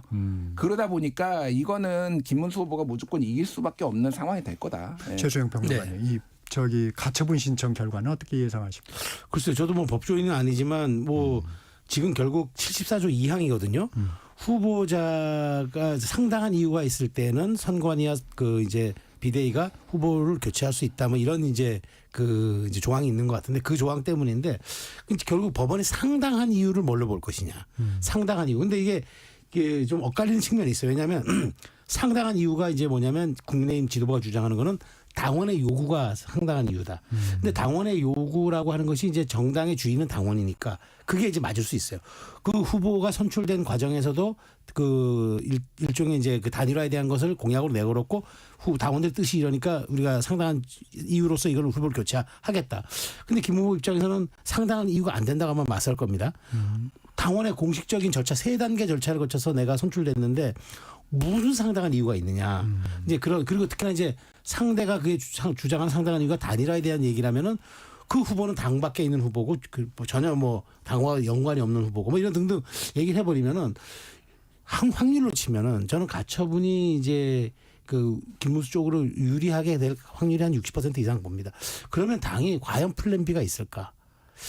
그러니까 지금 일각에서 얘기는 뭐 또 20명이 밖으로 나가서 당을 만들어서 추대하고 그래서 다시 한번 후보가 이제 공식 선거운동 기간에 다시 한번 더 단일화요. 근데 그게 아까 이정현 그 선대위 대변인도 한덕수 후보 측 그 말씀도 그게 물리적으로 가능하겠냐 불가능하다라고 딱 자르더라고요. 그렇다면은 저는 정말 이게 국민의힘 지도부가 그러면 이제 후보를 못 낼 수도 있는 상황이 온다. 그 당의 직위는 안 주면 근데 그것도 선관위가 가처분을 받았는데 직위를 또 안 찍은 것도 어떻게 판단할지 모르겠어요 나도. 그래서 이게 워낙 초유의 일이라 그래서 저는 정말 가능성이 없지 뭐 적지는 하지만 후보를 못 낼 가능성도 있다. 뭐 김문수 후보는 내가 등록하겠다 이쪽에서 도장 못 준다. 결국 직위는 제가 보면 분명히 찍어야 한다고 저도 알고 있는데 그게 가처분 아까 그 말씀드린 그 판결문으로만 대체가 되는 건지 저도 그걸 좀 봐야 될 것 같습니다. 요거는 제가 좀 더 이제 보충 의견면 반론은 아니고 이게 정확하게 어떻게 돼 있냐면은 국민의힘 당헌 74조 2항은 제5장 그러니까 대통령 후보자의 선출의 규정에도 불구하고 상당한 사유가 있는 때에는 대통령 후보자 선출에 관한 사항은 대통령 후보자 선거관리위원회가 심의하고 최고위원회, 그러니까 비대위죠. 요거는 지금 의결로 정한다 이렇게 돼 있습니다. 이게 여러 가지 지금 단계를 거치게 돼 있잖아요. 이거를 이제 사실은 이제 법정까지 가는 게 참 불행한 일인데 대통령 후보자 선거관리위원회 지금 경선 끝나서요 없어요. 이게 그러니까 황우여 비대위원장, 그러니까 전 이제 선관위원장한테 이거 지금 여론조사하는 거 맡아달라고 하니까 아니 이미 다 뽑아가지고 지금 없는데. 이게 뭐 내가 어떻게 했나 이거 못한다라고 해가지고 지금 이양수 사무총장이 지금 뭐 임시로 만든 거잖아요. 네. 선관위원장이 된 거예요. 근데 이거는 이미 후보가 뽑혔잖아요. 그래서 이거는 그 과정에서의 경선을 관리하는 건데 이건 사실상 이게 없다라고 볼 수도 있는 거예요. 그러니까 지금 이미 해체됐다. 그러니까 이거가 심의가 가능한 거냐 일단은. 그리고 또 하나는 최고위원회의 비대위원 이거는 지금 논쟁이 있는 당무우선권. 당무우선권을 발동을 해가지고 이거에 최고위원회 위에 후보가 있다. 그러니까 이거는 여기서 의결로 정하는 게 아니라 후보가 결정한다. 이렇게 될 수 있는 거예요. 그러니까 요 조항은 사실은 후보가 선출되는 과정에 있어서의 논쟁을 해결하려는 거지 이미 후보가 선출된 다음에 이거를 뒤집는 걸로 해석하기에는 굉장히 어렵다라고 또 법조인들이 얘기를 해서 그거는 법원의 판단을 받아봐야 되지만은 이것 때문에 이거를 후보를 갈아치울 수 있다. 저는 굉장히 가능성 낮게 봅니다. 네. 이 지도부는 지금 일단 지도부 주도로 단일화 로드맵을 강행하고 있어요. 일단 뭐 가처분 신청은 이제 아직 그 결론이 안 났으니까. 그렇게 되면 여론조사 결과에 따라서 후보 교체도 가능하다는 입장으로 지금 보입니다. 그렇지 않은 시도할 겁니다. 그리고 저는 그 가처분과 관계없이 이 여론조사를 근거로 다시 또 뭘 이제 후보를 교체하는 작업을 할 건데 근데 그게 뾰족한 수가 뭐가 있냐는 거죠. 저는 그러니까 그 이미 법적 지위를 그 사법부로부터 보장받은 후보를 상대로 여론조사가 이렇게 나와서 당원의 이름으로 우리가 후보를 교체한다. 정치적인 수사로서는 가능하지만 그 제도로서의 완결성이 있는가? 그다음에 그게 이제 효과가 있는가? 그래서 저는 이제 그래서 지금 오늘 가장 큰 변수는 어쨌든 가처분이겠지만 당이 이걸 가지고 후보를 강제로 끌어내리고 그다음에 우리 후보 등록은 직인을 찍어줄 수 없어서 우리 후보로 간다라고 했는데 그래서 따로 등록을 했어요. 뭐 그런 김문수 후보는 또 반발해서 자기도 소송을 또 제기해놓고 그랬는데 정말 본선에 가서 뭐 또 이 새로운 후보에 대한 또 가처분이 어떻게 나올지. 그러니까 이건 당이 지금 대책이 없어요. 사실 솔직히 말하면. 오늘은 두 분이 거의 일치하는 발언들이 계속 이건 현실이니까. 이거 뭐 방법이 없어요. 아까 최수영 평론가님이 현실적인 가능성이 좀 떨어져 보인다고는 했는데 그 플랜 B에 대한 가능성은 어떻게 보세요? 근데 지금 여론이 이제 의총은 매일 하고 있잖아요. 지금 피곤해 죽겠습니다. 그 의총 보는 것도. 그런데 의총에서 얘기가 나오는 게 네. 단일화 이제 포기하자. 이런 얘기가 중진들로부터 나와요. 그게 뭐 이제 이런 상황에 대한 거 기후 이번이 없어질 수도 있다. 그러니까 그래서 한덕수를 후보로 했는데 가처분 신청 내 가지고 그 김문수 후보가 되는 게 아니라 아예 아무도 인정 안 해버리는 법원에서 뭐 이런 선관위에서 뭐 이렇게 될 가능성도 배제를 할 수 없으니 그냥 포기하자라는 게 하나가 나왔고 또 하나는 일종의 위성정당 같은 거 만들어서 20명 탈당해가지고 윤상현 의원이 제안한 거잖아요. 그렇죠. 그래서 그러려면 근데 당을 만드는 것도 시간이 걸려요. 그러니까 새로 새미래민주당을 이용하자 뭐 이런 얘기까지 지금 뭐 얘기가 나오는 거예요. 그러니까 그쪽으로 일종의 텐트를 쳐가지고 지금 한덕수 이게 너무 빠르게 졸속으로 지금 되는 거예요. 그러니까 플랜 B가 사실은 없다라고 말하는 게 맞고 그거는 그냥 자기들끼리 머릿속에서 이렇게 되겠지라고 지금까지 해왔던 게 다 지금 어긋나고 있거나 파국을 맞고 있다라고 보는 게 맞아서 플랜 B 저는 뭐 거의 불가능하다고 봅니다. 지금 상황에서 결국은 그래서 김문수 후보가 그냥 후보가 될 거예요. 근데 문제는 원래도 지금도 그냥 붙어도 솔직히 이재명 후보한테 되기가 어려운데 이런 식으로 당이 파국이 나서 단일화 뭐 효과도 저는 없을 거라고 보지만은 이 정도가 돼서 단일화가 이런 식으로 끝이 나고 그리고 이제 이러면요 당 주류들이 선거 안 도와줘 버릴 거예요. 그냥 강 건너 불구경할 이거는 뭐 예측입니다만은 이런 식으로 왜냐하면은요 김문수 후보가 차기 당권을 잡을 가능성을 낮추기 위해서는 역사적인 패배를 하게 만들어 버려야 돼요. 그게 이제 2007년에 정동영 친노와 주류하고 불화를 겪었고 48대 26으로 22% 포인트 차로 지니까 당권을 못 잡았어요. 그 다음에 정동영 후보가 그런 사례 웬만하면은 대선 후보가 다음에 당권도 잡았거든요. 2017년에 홍준표 대선 후보도 결국은 자유한국당 대표가 됐고 이런 식으로 뭐 이재명 뭐 이회창 말할 것 없이 그러니까 난장판 되겠구나 진짜. 이건 그럼 왜 또 안 도와주냐 또 이런 거 계속 나올 테고 지금 진짜 이 사태에 대해서는 진짜 누군가가 책임을 져야 된다. 네. 더불어민주당에서 강훈식 종합상황실장 선대위 본질은 국민의힘 당권 쟁탈전이다 이렇게 얘기를 했습니다. 이미 대선은 포기했고 내년 지방선거 공천권 투쟁에 돌입한 것이다. 어떻게 보십니까? 뭐 뼈 아프지만 사실은 뭐 민주당이 그렇게 좀 약간 조롱하듯이 얘기를 하더라도 지금 그게 아니면 설명이 안 돼요. 사실 솔직히 말하면 이게 가치 투쟁이 아니잖아요. 서로가 그러니까 가치에 대한 어떤 노선에 대한 투쟁도 아니고 그러니까 이게 보면은 결국 이제 단일화가 결국 이제 이 그나마 구도 싸움에서 이슈하고 인물 싸움에서 밀리는 범여과 범구 여권이 구도 싸움을 통해서 한번 이 판을 뒤져보자고 나온 이 카드가 단일화 스윙 카드인데 이게 지금 사라져 버렸잖아요. 일단 명분도 효용도 그다음에 뭐 이런 것들이 전부 사라져 버리고 나니까 그다음에 남는 거는 왜 이분들이 그럴까 생각을 해보면은 이게 지금 서로의 가치나 명분은 사라졌고 지금 말은 뭐 그럴싸하게 얘기를 하지만 결국에는 누가 버텨서 남는 치킨 게임에서 승자가 이거를 결국은 이걸 완주하게 되면 그 사람이 이 당의 이제 주인임을 입증하는 거니까 그게 이제 당권으로 자꾸 이제 치환되는 거죠. 근데 저도 참 뭐 별로 드릴 말씀이 없는 이유가 그러지 않으면 설명이 안 되니까 그래요. 우리가 어떤 사안을 볼 때 합당하거나 납득할 만한 이유가 없으면 음모론을 제기하기 마련이잖아요.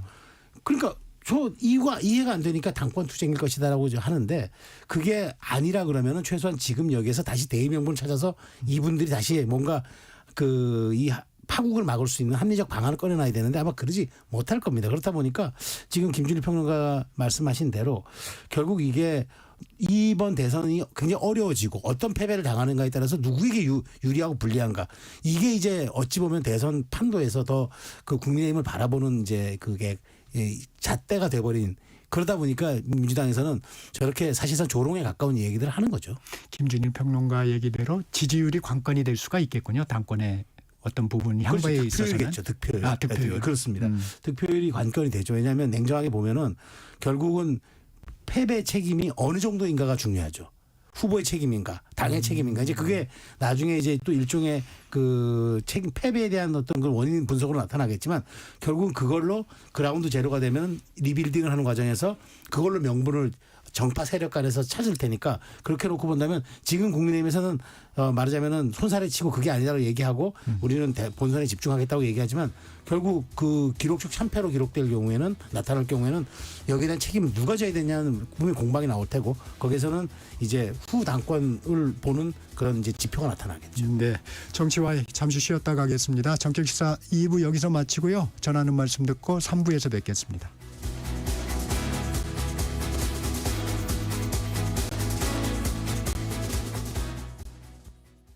잠시 후 8시 반부터 일부 지역국에서는 해당 지역 방송을 보내드립니다.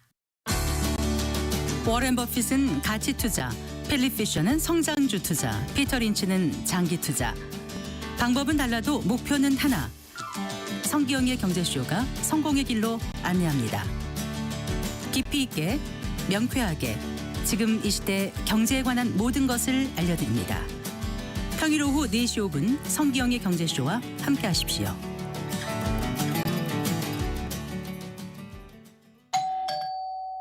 편지 왔습니다. 퇴근길 지친 당신에게 힘이 되는 뉴스를 전해드립니다.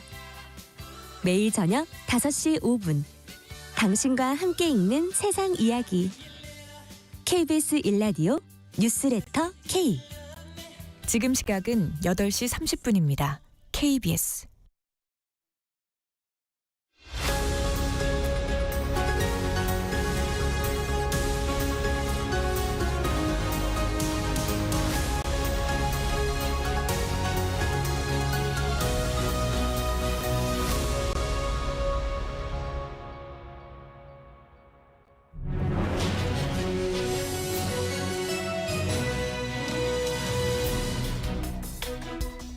정치와의 이어갑니다.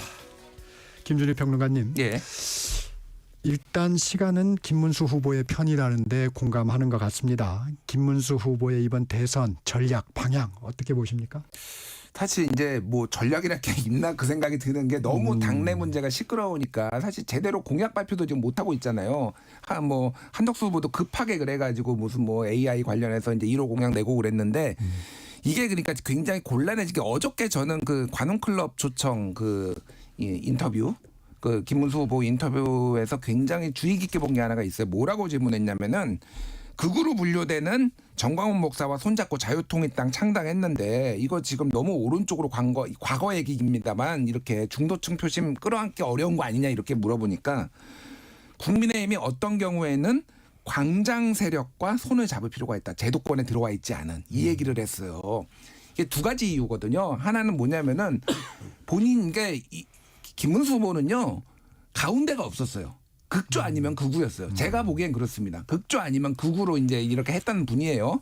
그러니까 이분이 생각하는 보수 정당의 그거는 결국은 소위 말해서 아스팔트 보수와 같이 손을 잡고 아주 강건한 보수, 강경 보수의 어떤 정통성 이런 지향성을 지금 보여야 된다라는 거 하나가 있고 또 하나는 제가 아까 좀 말씀드렸듯이 당의 주류들이 안 도와줄 가능성이 있는 거예요. 그러면 여기라도 이제 데려오겠다라는 건데 가뜩이나 너무 지금 극우화됐다. 뭐 여러 가지 논란들이 있지만은 강경 보수화됐다라는 지금 비판을 받고 있는데 김문수 후보가 이렇게 가면은요 정광훈당 되는 겁니다. 제가 보기에는. 그리고 이게 정말 웃긴 게 박수영 의원이 이제 그 텔레그램 방에서 의원들 텔레그램 방에서 이런 표현 썼거든요. 좌파식 조직 탈취다 이게 지금 옛날에 노동운동할 때 뭐 통일전선 전술 뭐 거의 이런 얘기가 나왔는데 좌파식 조직 탈취가 아니라 지금 극우의 조직 탈취예요. 제가 보기에는 지금. 그러니까 이렇게 되면은 이제 과거에 우리가 이거 봤잖아요. 황교안 미래통합당 당대표가 총선에서 뭉치기만 하면 된다고 하면서 아스팔트로 나갔다가 당이 어떻게 103석이라는 역대 최악의 패배를 당했는데 이게 지금 현재도 없고요. 이 보수 세력이 지금 미래도 없습니다. 이렇게 되면은. 이거 어떻게 수습을 할 건가 정말 굉장히 답답한 형국이 될 거예요. 김준일 평론가께서 상상력을 아주 많이 발휘하셔서 이제 정광훈당이 될 것이다 얘기를 했는데 사실 근데 어제 관훈토론에서 저기 광장 세력을 언급한 건 좀 이례적이긴 했어요. 그런데 이제 저는 이렇게 봅니다. 그러니까 지금 어쨌든 그 이번 윤석열 전 대통령의 탄핵 심리, 그러니까 탄핵 그 이제 심리 과정에서 나타났던 광장의 열기, 그것도 끌어안아야 한다라는 저는 취지를 읽히더라고요. 왜냐하면 그때 그 열기가 대단히 뜨거웠거든요. 근데 그 열기의 원인을 잘 보면은 7080과 2030의 젊은이들이었거든요. 그러니까 흔히 어느 언론에서는 조선결합이라고, 그러니까 조부의 조자를 따고 손자 조선결합이라고 얘기하는데, 이 조선결합을 좀 당연히 선거는 넓히면 이기고 좁히면 지는 게임이니까 그거라도 안아야 한다라는 뜻으로 읽혀서, 그러니까 중도 확장도 중요하지만 그분들까지도 끌어안아야 비로소 이제 국민의힘이 지지층을 더 확장시킬 수 있다, 이런 얘기로 들렸는데, 그 뭐 이렇게 우려하시는 분들도 있을 겁니다. 그런데 이제 김문수 후보 입장에서는 당에서 정말 자기를 총력 지원을 하지 않으면은 그런 거라도 고민을 해야 될 시점이 온 거죠. 냉정히 보면은 본인이 후보가 됐는데 당에서는 소극적이고 미온적으로 선거운동 캠페인을 하고 지원도 약간 뭐랄까 그 정말 뜨거운 열기로 하는 게 아니라 건성건성으로 한다고 판단할 경우에는 그런 분들에게도 손을 내밀어서 함께 가자고 얘기를 해야 한다, 뭐 그런 저는 취지로 관훈클럽의 토론을 들었는데, 어찌됐건 지금 김문수 후보가 그 얘기를 꺼낼 정도로 지금 뭐 김 후보 입장에서는 지금 당에 대한 불만도 우회적으로 좀 드러내고 있다. 한번 직접적으로 사실 드러냈죠, 당에 대한 불만은. 근데 거기에 대한 우려까지도 저는 이제 우회적으로 드러낸 게 어제 그 광장 발언이 아니었나 그렇게 생각합니다. 지금 단일화에 대한 한계는 계속 언급해 주셨는데 아직 시간은 있습니다. 11일까지. 돌파구가 될 수 있는 방안은 없을까요? 김정일 평론가님. 아름다운 단일화는 뭐 좀 끝난 것 같아요. 그 돌파구라는 게 결국은 이제 수습을 하는 단계가 돼야지 이 지금까지 파국을. 그러니까 말씀드렸지만 김문수 후보는 이거 인정 안 할 거거든요. 뭐가 여론조사가 됐든 뭐가 됐든 다 인정을 안 할 거기 때문에, 그러니까 최소한 그러니까 이게 이제 노무현 대통령의 말을 제가 여러 방송에서 인용을 하는데, 노무현 대통령이 항상 말씀하셨어요. 최고는 원칙 있는 승리다. 그 다음은 원칙 있는 패배다. 최악은 원칙 없는 패배다. 이거거든요. 원칙 없는 패배예요. 이거는 이렇게 갈 가능성이 높아요. 지금 원칙을 다들 묻고 있잖아요. 어떻게 이럴 수가 있느냐, 지금 많은 사람들이. 그러니까 이거 최소한 남은 기간이라도 원칙을 세우고 비전과 가치를 세우고 보수가 가야 될 거를 하면은 지더라도 다음에 미래가 있는 거고, 아니면은 당이 풍비박산이 날 거예요, 제가 보기엔. 네.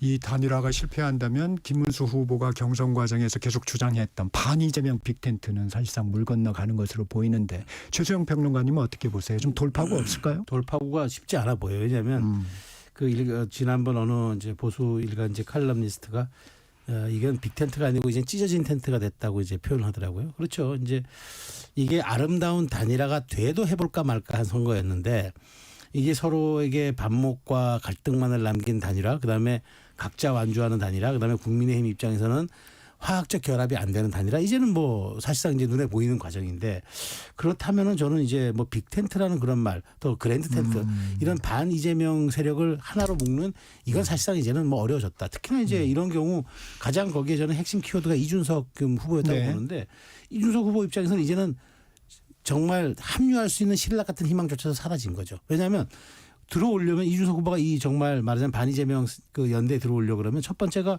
내가 갔을 때 이길 수가 있나라는 이제 그런 확실한 터닝 포인트가 돼줘야 하는 게 하나가 있고, 본인이 완주했을 때 이게 5%포인트도 못 얻을 것 같아요라는 불안감이 있을 때 가는 건데, 이게 맞물리면은 되게 좋은데, 지금 보면은 이게 지난 총선에서 지민비조라 그랬잖아요. 지역구는 민주당, 그다음에 그 비례는 조국혁신당. 그래서 굉장히 성공을 거뒀는데, 지금 갈 곳 없는 보수, 지금 실망한 보수가 수표를 안 할 수는 없고, 그러면은 조금이라도 개혁적 성향을 가진 신예 보수 배신자 논란은 있긴 하지만, 이준석 그래 당신에게 그냥 한번 해봐 하고 줄 수 있는 일종의 방파제 역할을 해줄 수도 있는 기대감이 생겼기 때문에 이제는 오히려 저는 이준석 후보는 완주의 가능성을 거의 95% 이상 굳힌 상황이 돼버렸고, 그럴 경우에는 제가 보기에 이 반 이재명 세력의 명분과 연대의 명분도 약해졌고 동력도 이제는 사실상 기대하기 어려운 국면이 됐다고 보는 게 맞죠. 주제를 좀 바꿔보겠습니다. 이재명 후보의 공직선거법 파기환송심 재판이 대선 이후로 연기가 됐습니다. 그런데 이 후보 측에서 기일 변경을 신청한 지 거의 1시간도 안 돼서 결정이 됐다고 그래요. 이건 좀 어떻게 보십니까? 그러니까 그러면은 왜 15일 날로 빠르게 잡고, 그리고 왜 인편으로 따로 송달을 해가지고 이거를 이제 안 받는 뭐 소위 말해서 꼼수 뭐 전략을 이렇게 봉쇄하려고 했느냐, 이제 의문이 남는 거잖아요. 두 가지 정도 이유가 있는 것 같아요. 하나는 이제 법원 내부 전산망에 지금 이번 대법원의 파기환송 이례적으로 빠르고 대선 개입 논란이 있는 이거를 비판하는 현재 판사들, 부장판사들 등등등이 굉장히 많이 글을 올렸어요. 그래서 아예 조희대 대법원장 사퇴하라라고까지 그리고 전국 법관회의 지금 오늘 오전에 지금 어떻게 열릴지가 지금 결정이 날 텐데 그것까지 지금 소집하는 이런 상황입니다. 그러니까 그리고 그 일부는 또 대법원이 잘했다라는 것도 또 몇 개는 그렇겠죠. 올라왔어요. 예. 네. 근데 비판하는 것이 많았습니다. 근데 이게 지금 이렇게 되면은 법원 자체가 조직이 난장판이 되겠다라는 우려가 있었을 거예요, 분명히. 또 하나는 여론을 보면은요, 이게 여론조사가 이제 반반씩으로 많이 나오기는 했지만은 이제 오차 범위 내에서 중도층은 어쨌든 대체적으로 보면은 굉장히 비판적이었어요, 이게. 그러니까 정치 개입의 이제 가능성이 있고 왜 저번에 제가 지난주에 기억하실지 모르겠는데 제가 이게 노무현 대통령 탄핵 때하고 비슷한 감정들을 느낄 거다. 네. 그러니까 잘못한 거 알겠는데 노무현 대통령이 말실수한 거 알겠는데 뭔데 국회의원 너희들이 내가 뽑은 대통령을 이렇게 마음대로 하려고 그래? 이게 약간 그런 중도층이 이재명을 지지하지 않더라도 예를 들면은 법조 엘리트들이 왜 나의 참정권을 제한하려고 왜 이런 감정들이 상당히 컸거든요. 그러니까 그러기 때문에 이게 이렇게 안 할 수가 없는 거다. 뭐 이런 상황이 좀 있었던 것 같아요. 근데 이례적으로 이 이유를 두면서 균등한 선거 운동의 기회와 재판의 공정성 논란 때문에 근데 법원을 아시는 분은 알겠지만은 대법원이 한 거에 대해서 공정성 논란이라고 표현을 쓴 건 전 처음 봤습니다. 그러니까 굉장히 이게 정말 논쟁적으로 법원에서도 보고 있구나. 좀 그렇게 봐야 될 것 같아요. 국민의힘에서는 정치 권력에 사법부가 굴복했다 뭐 이런 분위기가 있습니다. 어떻습니까? 충분히 그렇게 볼 수 있어요. 왜냐하면 사실 그 만일 이제 그 이번에 그 대법원이 상고 기각이라는 결정을 내렸으면은 정의로운 판결이고 이게 정말 뭐 국민에 부합했고 법감정에 부합했고 그다음에 정치 불황칠성을 해소해줬고 찬사가 있었을 거 아닙니까? 그런데 유죄 취지 파기환송이고 아직 결론도 채 안 났고 다시 재상고라는 또 두 번의 그러니까 말하자면 절차가 더 남아 있는데도 이걸 이렇게까지 압박할 문제였나? 그러니까 저는 그러니까 고등법원이 느꼈을 부담감이 상당했을 거라고 봐요. 왜냐하면 더더군다나 고등법원 판사 3명에 대한 선제 탄핵 얘기까지 나왔거든요. 그런 과정에서 이 논란을 안고 재판을 진행하기가 버거웠을 테고 실제 또 이재명 후보는 6월 15일 날 불출소 사유서를 선거운동을 함으로써 또 안 나왔을 거예요. 그런 상태에서 걸석 재판을 한다? 사실상 이번은 못하는 거였는데 민주당이 조금이라도 있을 수 있는 그 0.1%의 화근도 제거하기 위해서 너무 강력하게 얘기하니까 부담을 가졌을 겁니다. 더더군다나 지금 김준일 평론가 말씀하신 대로 그렇게 말하자면 여론 지형이 이건 대법원의 판단이 옳았어요라고 거의 뭐 9대1로 갔었으면은 또 모를까 이게 뭐 여러 가지 보면 비등비등하게 나온 것도 있고 뭐 여러 가지가 오니까 이런 정치적 격변기에 법원이 과연 할까라는 어떤 그런 고등법원의 고민은 이해하는데 이러면은 대법원이 가졌던 사법부의 최고 지휘로서의 어떤 그런 존경 그다음에 권위 이런 게 이번에 또 사라지게 되는 또 그런 상황이 됐고 민주당은 이 고리를 지금 더 아주 가열차게 밀어붙이고 있는데 자 이러다 보니까 이제 사실은 우리 근대법의 정신이 그 누구도 자기 재판에서의 심판관이 될 수 없다라는 게 우리 근대법의 정신인데 이렇게 되면 이재명 후보가 당선되고 나서 내 재판은 내가 알아서 할 거야라는 그게 이제 형성될 텐데 과연 그게 이재명 후보가 만일 당선되더라도 그게 또 하나의 또 저는 광장의 분열과 그다음에 국론 분열, 국론 소모로 나타나는 가능성이 있어서 조금 사실 이번 그 고등법원의 판단은 제가 존중하지만 아쉬운 점이 있다라는 말씀드리겠습니다. 그런데 재판 일정도 연기가 됐는데 민주당에서는 사법부에 대한 압박을 계속하고 있어요. 조희대 대법원장에 대한 탄핵도 이게 접은 건 아니다. 이러고 있고 14일 날 청문회도 예정돼 있고 대법관들 다 출석하라고 하고 있고 어떻게 보세요? 그러니까 두 가지인 것 같아요. 하나는 말씀드렸지만은 지금 그렇게 압박을 해도 여론이 딱히 나쁘지 않아요. 그러니까 막 역풍이 불고 막 어떻게 저럴 수가 있냐 상권 분립이다 뭐 이를테면은 국민의힘이나 이제 그쪽에서 얘기하는 이거는 이재명 독재다 뭐 이렇게 그래서 이게 막 뭐 숫자가 막 이렇게 달라지고 그러면은 이거에 대해서 조금 더 이제 속도 조절을 할 텐데 지금 하나는 이제 그래서 이번 기회에 조금 더 이런 문제 있는 것들을 좀 더 부각을 시키자. 이게 지금 탄압받는 어떤 이재명 후보의 이미지를 부각시키는 거 하나가 있고 또 하나는 대통령 된다면 이게 조희대 대법원장의 임기가 2027년 6월이거든요. 그러면은 대통령 임기의 절반을 같이 해야 돼요. 절반은 아니고 조금 이제 2년. 그러니까 사법 개혁을 해야 되는데 조이대랑 같이 할 수는 없다. 이런 기류가 민주당이 강한 것 같아요. 그러니까 이게 그 사사건건 부딪힐 가능성들이 있으니까 사법 개혁 그게 이제 꼭 뭐 이제 뭐 대법원이나 이런 거 손보겠다라는 게 아니라 여러 가지 사람들이 원하는 게 있잖아요. 그런 것들을 이제 반영을 하는데 조이대랑 같이 가기 좀 힘들지 않는 그러니까 계속 거취를 결정하라는 얘기를 민주당에서 계속하는 이유가 그거예요. 그래서 오늘 법관회의에서 사실은 정치 개입 문제, 대법원의 정치 개입 문제도 하지만은 거기에서 안건이 올라온 게 사법부 독립 문제도 있어요. 이게 사법부 독립이 이제 안에서 밖으로 이제 이렇게 정치 개입을 하는 독립도 있지만은 밖에서 안으로 이렇게 우리를 조금 흔들려는 독립에 대한 논의도 좀 있을 것 같아요. 그러니까 여러 가지 좀 복잡하게 또 돌아갈 것 같습니다. 예. 마지막으로 이거 최수영 평론가님 여쭤보겠습니다. 지난주에 아마 위인설법이라는 말씀도 해주셨는데 민주당에서 형사소송법 개정안, 공직선거법 개정안을 상임위에서 의결을 했습니다. 대통령이 되면 진행되는 재판을 중지하는 부분, 또 이재명 후보의 파기환송심 유죄 취지의 판결이었던 그 허위사실 공표에 있어서의 행위 부분을 삭제하는 부분, 이런 부분은 어떻게 보십니까? 아니 제가 여기에 나온 기류가 국민의힘과 이제 한덕수 후보와의 단일화가 거의 어그러지는 상황에서 민주당이 강경 모드로 돌아섰고 이재명 후보도 조국봉암 뭐 김대중 선생 김대중 대통령 발언하면서 그럼 강경 모드로 돌아섰거든요. 이게 뭐냐면 중도층 눈치 안 봐도 된다. 이길 수 있다는 판단 때문에 이렇게 말도 안 되는 뭐 국민의힘 입장에서는 이재명 유죄 금지법이라고 이제 반발을 할 정도인데 저는 그게 가능하리라고 그러니까 가능했다고 보는 이유가 민주당이 이렇게 해도 우리는 이번 대선 승리에 지장이 없다. 그런데 과연 저는 이게 중도층이 아직도 마음을 결정하지 않았는데 이재명 후보가 이렇게 나갈 경우에 통합 혹은 뭐 그다음에 이제 영토 확장이라는 보수의 지형 확대 이런 것들이 진심이었을까? 라는 이제 의구심을 갖게 해줄 또 하나 동의를 제공해서 이게 득표율에는 제가 보기에 별로 도움이 안 될 거다. 그 말씀 좀 꼭 드리고 싶습니다. 오늘은 여기까지 드려야 될 것 같습니다. 정치와이 최수영 정치평론가, 김준일 시사평론가와 함께했습니다. 고맙습니다. 감사합니다. 정적시사 듣고 계신 지금 시각 8시 45분입니다.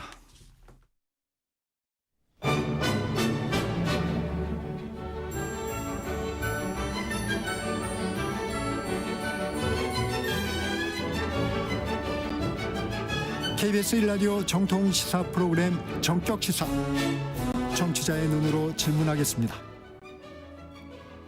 공정의 가치를 추구합니다. 꼭 필요한 정보를 담겠습니다. 월요일부터 금요일까지 아침 7시 20분에 찾아옵니다.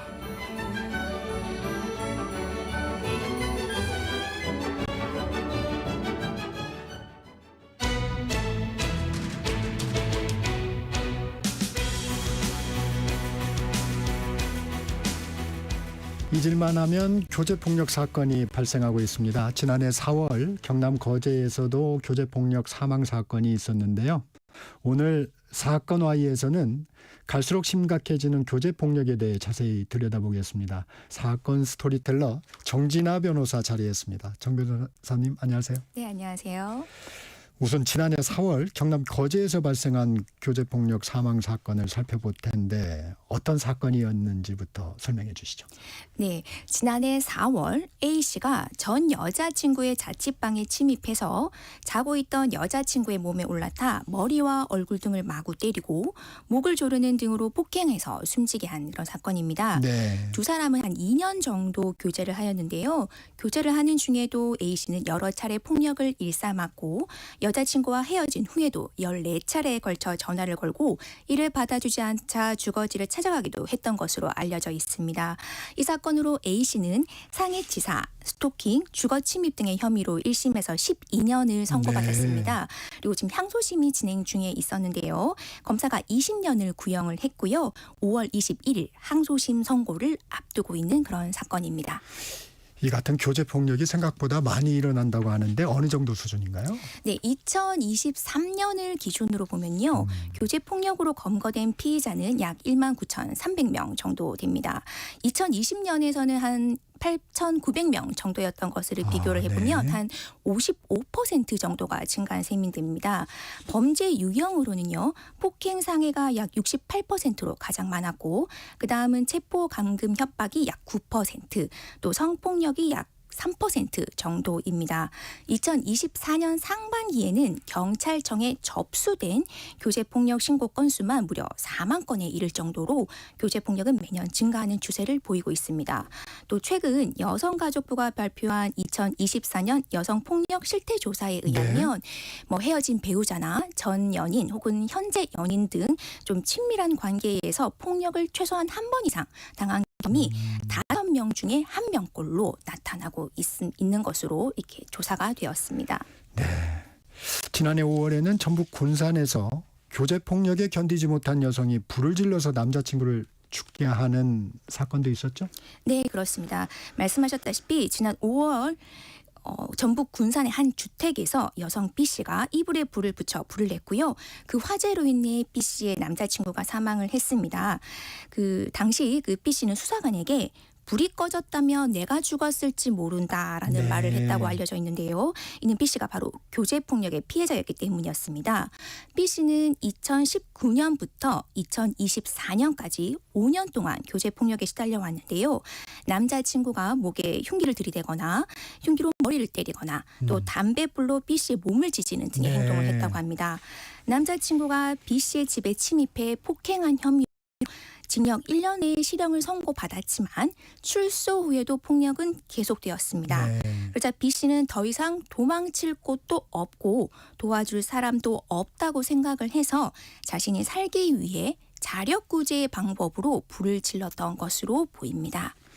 교제폭력에 대한 자력구제였다고 하시니까 1991년이죠. 발생했던 김부남 사건도 생각이 나는데 전북 군산 화재 사건과 좀 비슷한 사건이었죠? 네, 사실 김부남 사건 같은 경우에는 이 김 씨가 9살 때 성폭행을 당한 후유증으로 어려움을 겪다가 사건이 발생한 지 21년이 지난 후에 가해자인 송 씨를 살해한 그런 사건이죠.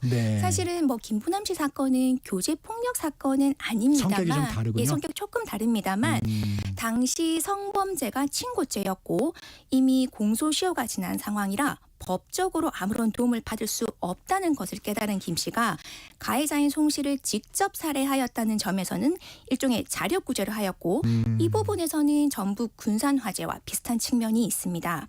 당시 전북 지역 여성 단체를 중심으로 이 김 씨에 대한 구명운동이 벌어졌고 정당방위였다는 주장을 했지만요.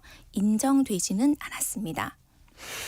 전북 군산 화재 사건은 피고인의 정당방위 여부에 대해서 어떤 판단을 내렸나요? 네, B 씨는 현주 곤조물 방화치사죄로 기소가 되었고요. 1심에서는 징역 12년을 선고받았고 항소심에서는 징역 10년을 선고받았습니다. 네, B 씨가 교제폭력의 피해자라는 점이 참작이 되어 감형이 되기는 했습니다만 뭐 정당방위라던가 아니면 심신미약 등은 인정되지 않았습니다.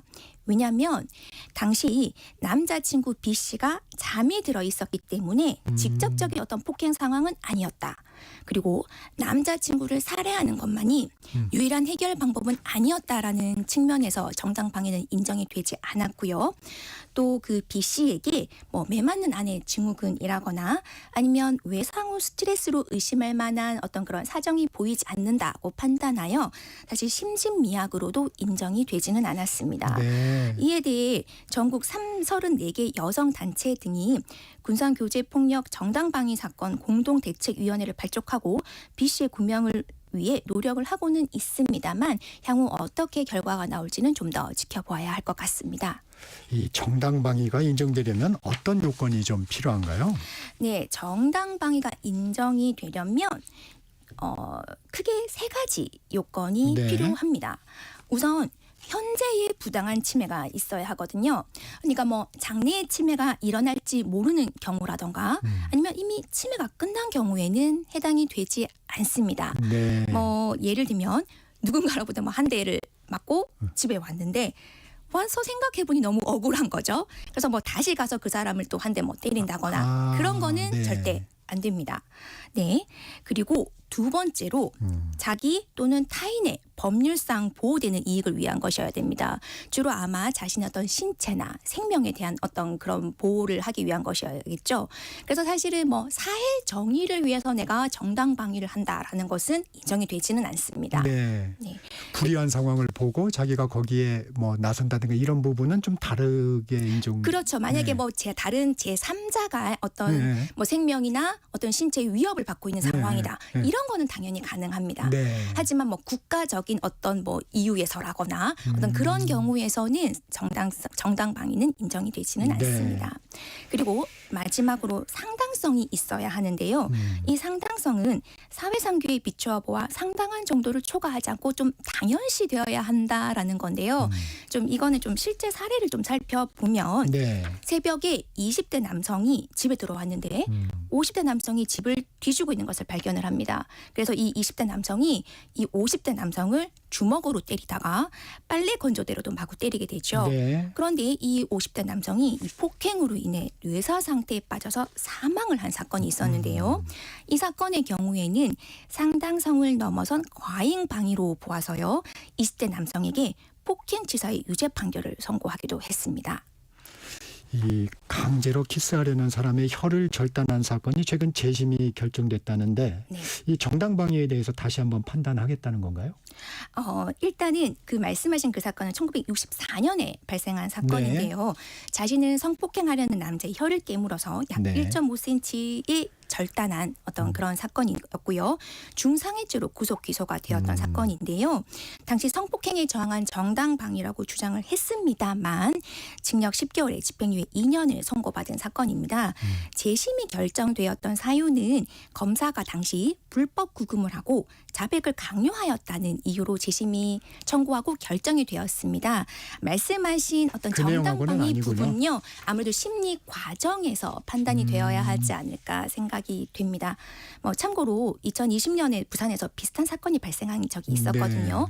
그 사건에서는 그 피해자가 혀를 깨문 것은 자신의 신체와 성적 자기 결정권에 대한 부당한 침해를 벗어나기 위한 정당 방위에 해당된다고 보고 불기소 처분을 했습니다. 사실 이것은 1964년 그 말씀하신 사건과 비교를 해보면 상당히 인식이 많이 바뀌었다는 점을 알 수가 있습니다. 이 교제폭력 처벌과 관련해서 시스템 미비에 대한 지적이 많은데 어떤 부분을 좀 개선해야 한다고 보시는지요? 네, 일단 사실 가정폭력처벌법이나 스토킹 처벌법처럼 교제폭력을 다루는 별도의 법이 없습니다. 그래서 일반 형법으로 다룰 수밖에 없는데요. 그러다 보니 좀 처벌이 경미한 경우도 많고요. 피해자 보호에 미흡한 점이 있습니다. 사실 교제폭력과 같은 범죄는 피해자와 가해자의 어떤 신속한 분리 그리고 접근 금지 조치 등이 꼭 필요한데요. 사실 현재로서는 그러한 조치를 취할 수가 없습니다. 네, 그리고 또 폭행이나 협박 등의 경우에는 반의사 불벌죄인데요. 그러다 보니 피해자가 처벌 불원의 의사표시를 강요받을 수 있다는 맹점도 있습니다. 사실 이러한 문제점을 좀 보완을 하기 위해서는 교제폭력의 특성을 고려한 법률의 제정이 좀 근본적으로 필요하지 않을까 좀 생각이 됩니다. 그러네요. 사건 아이 지금까지 정진아 변호사였습니다. 감사합니다. 네, 감사합니다.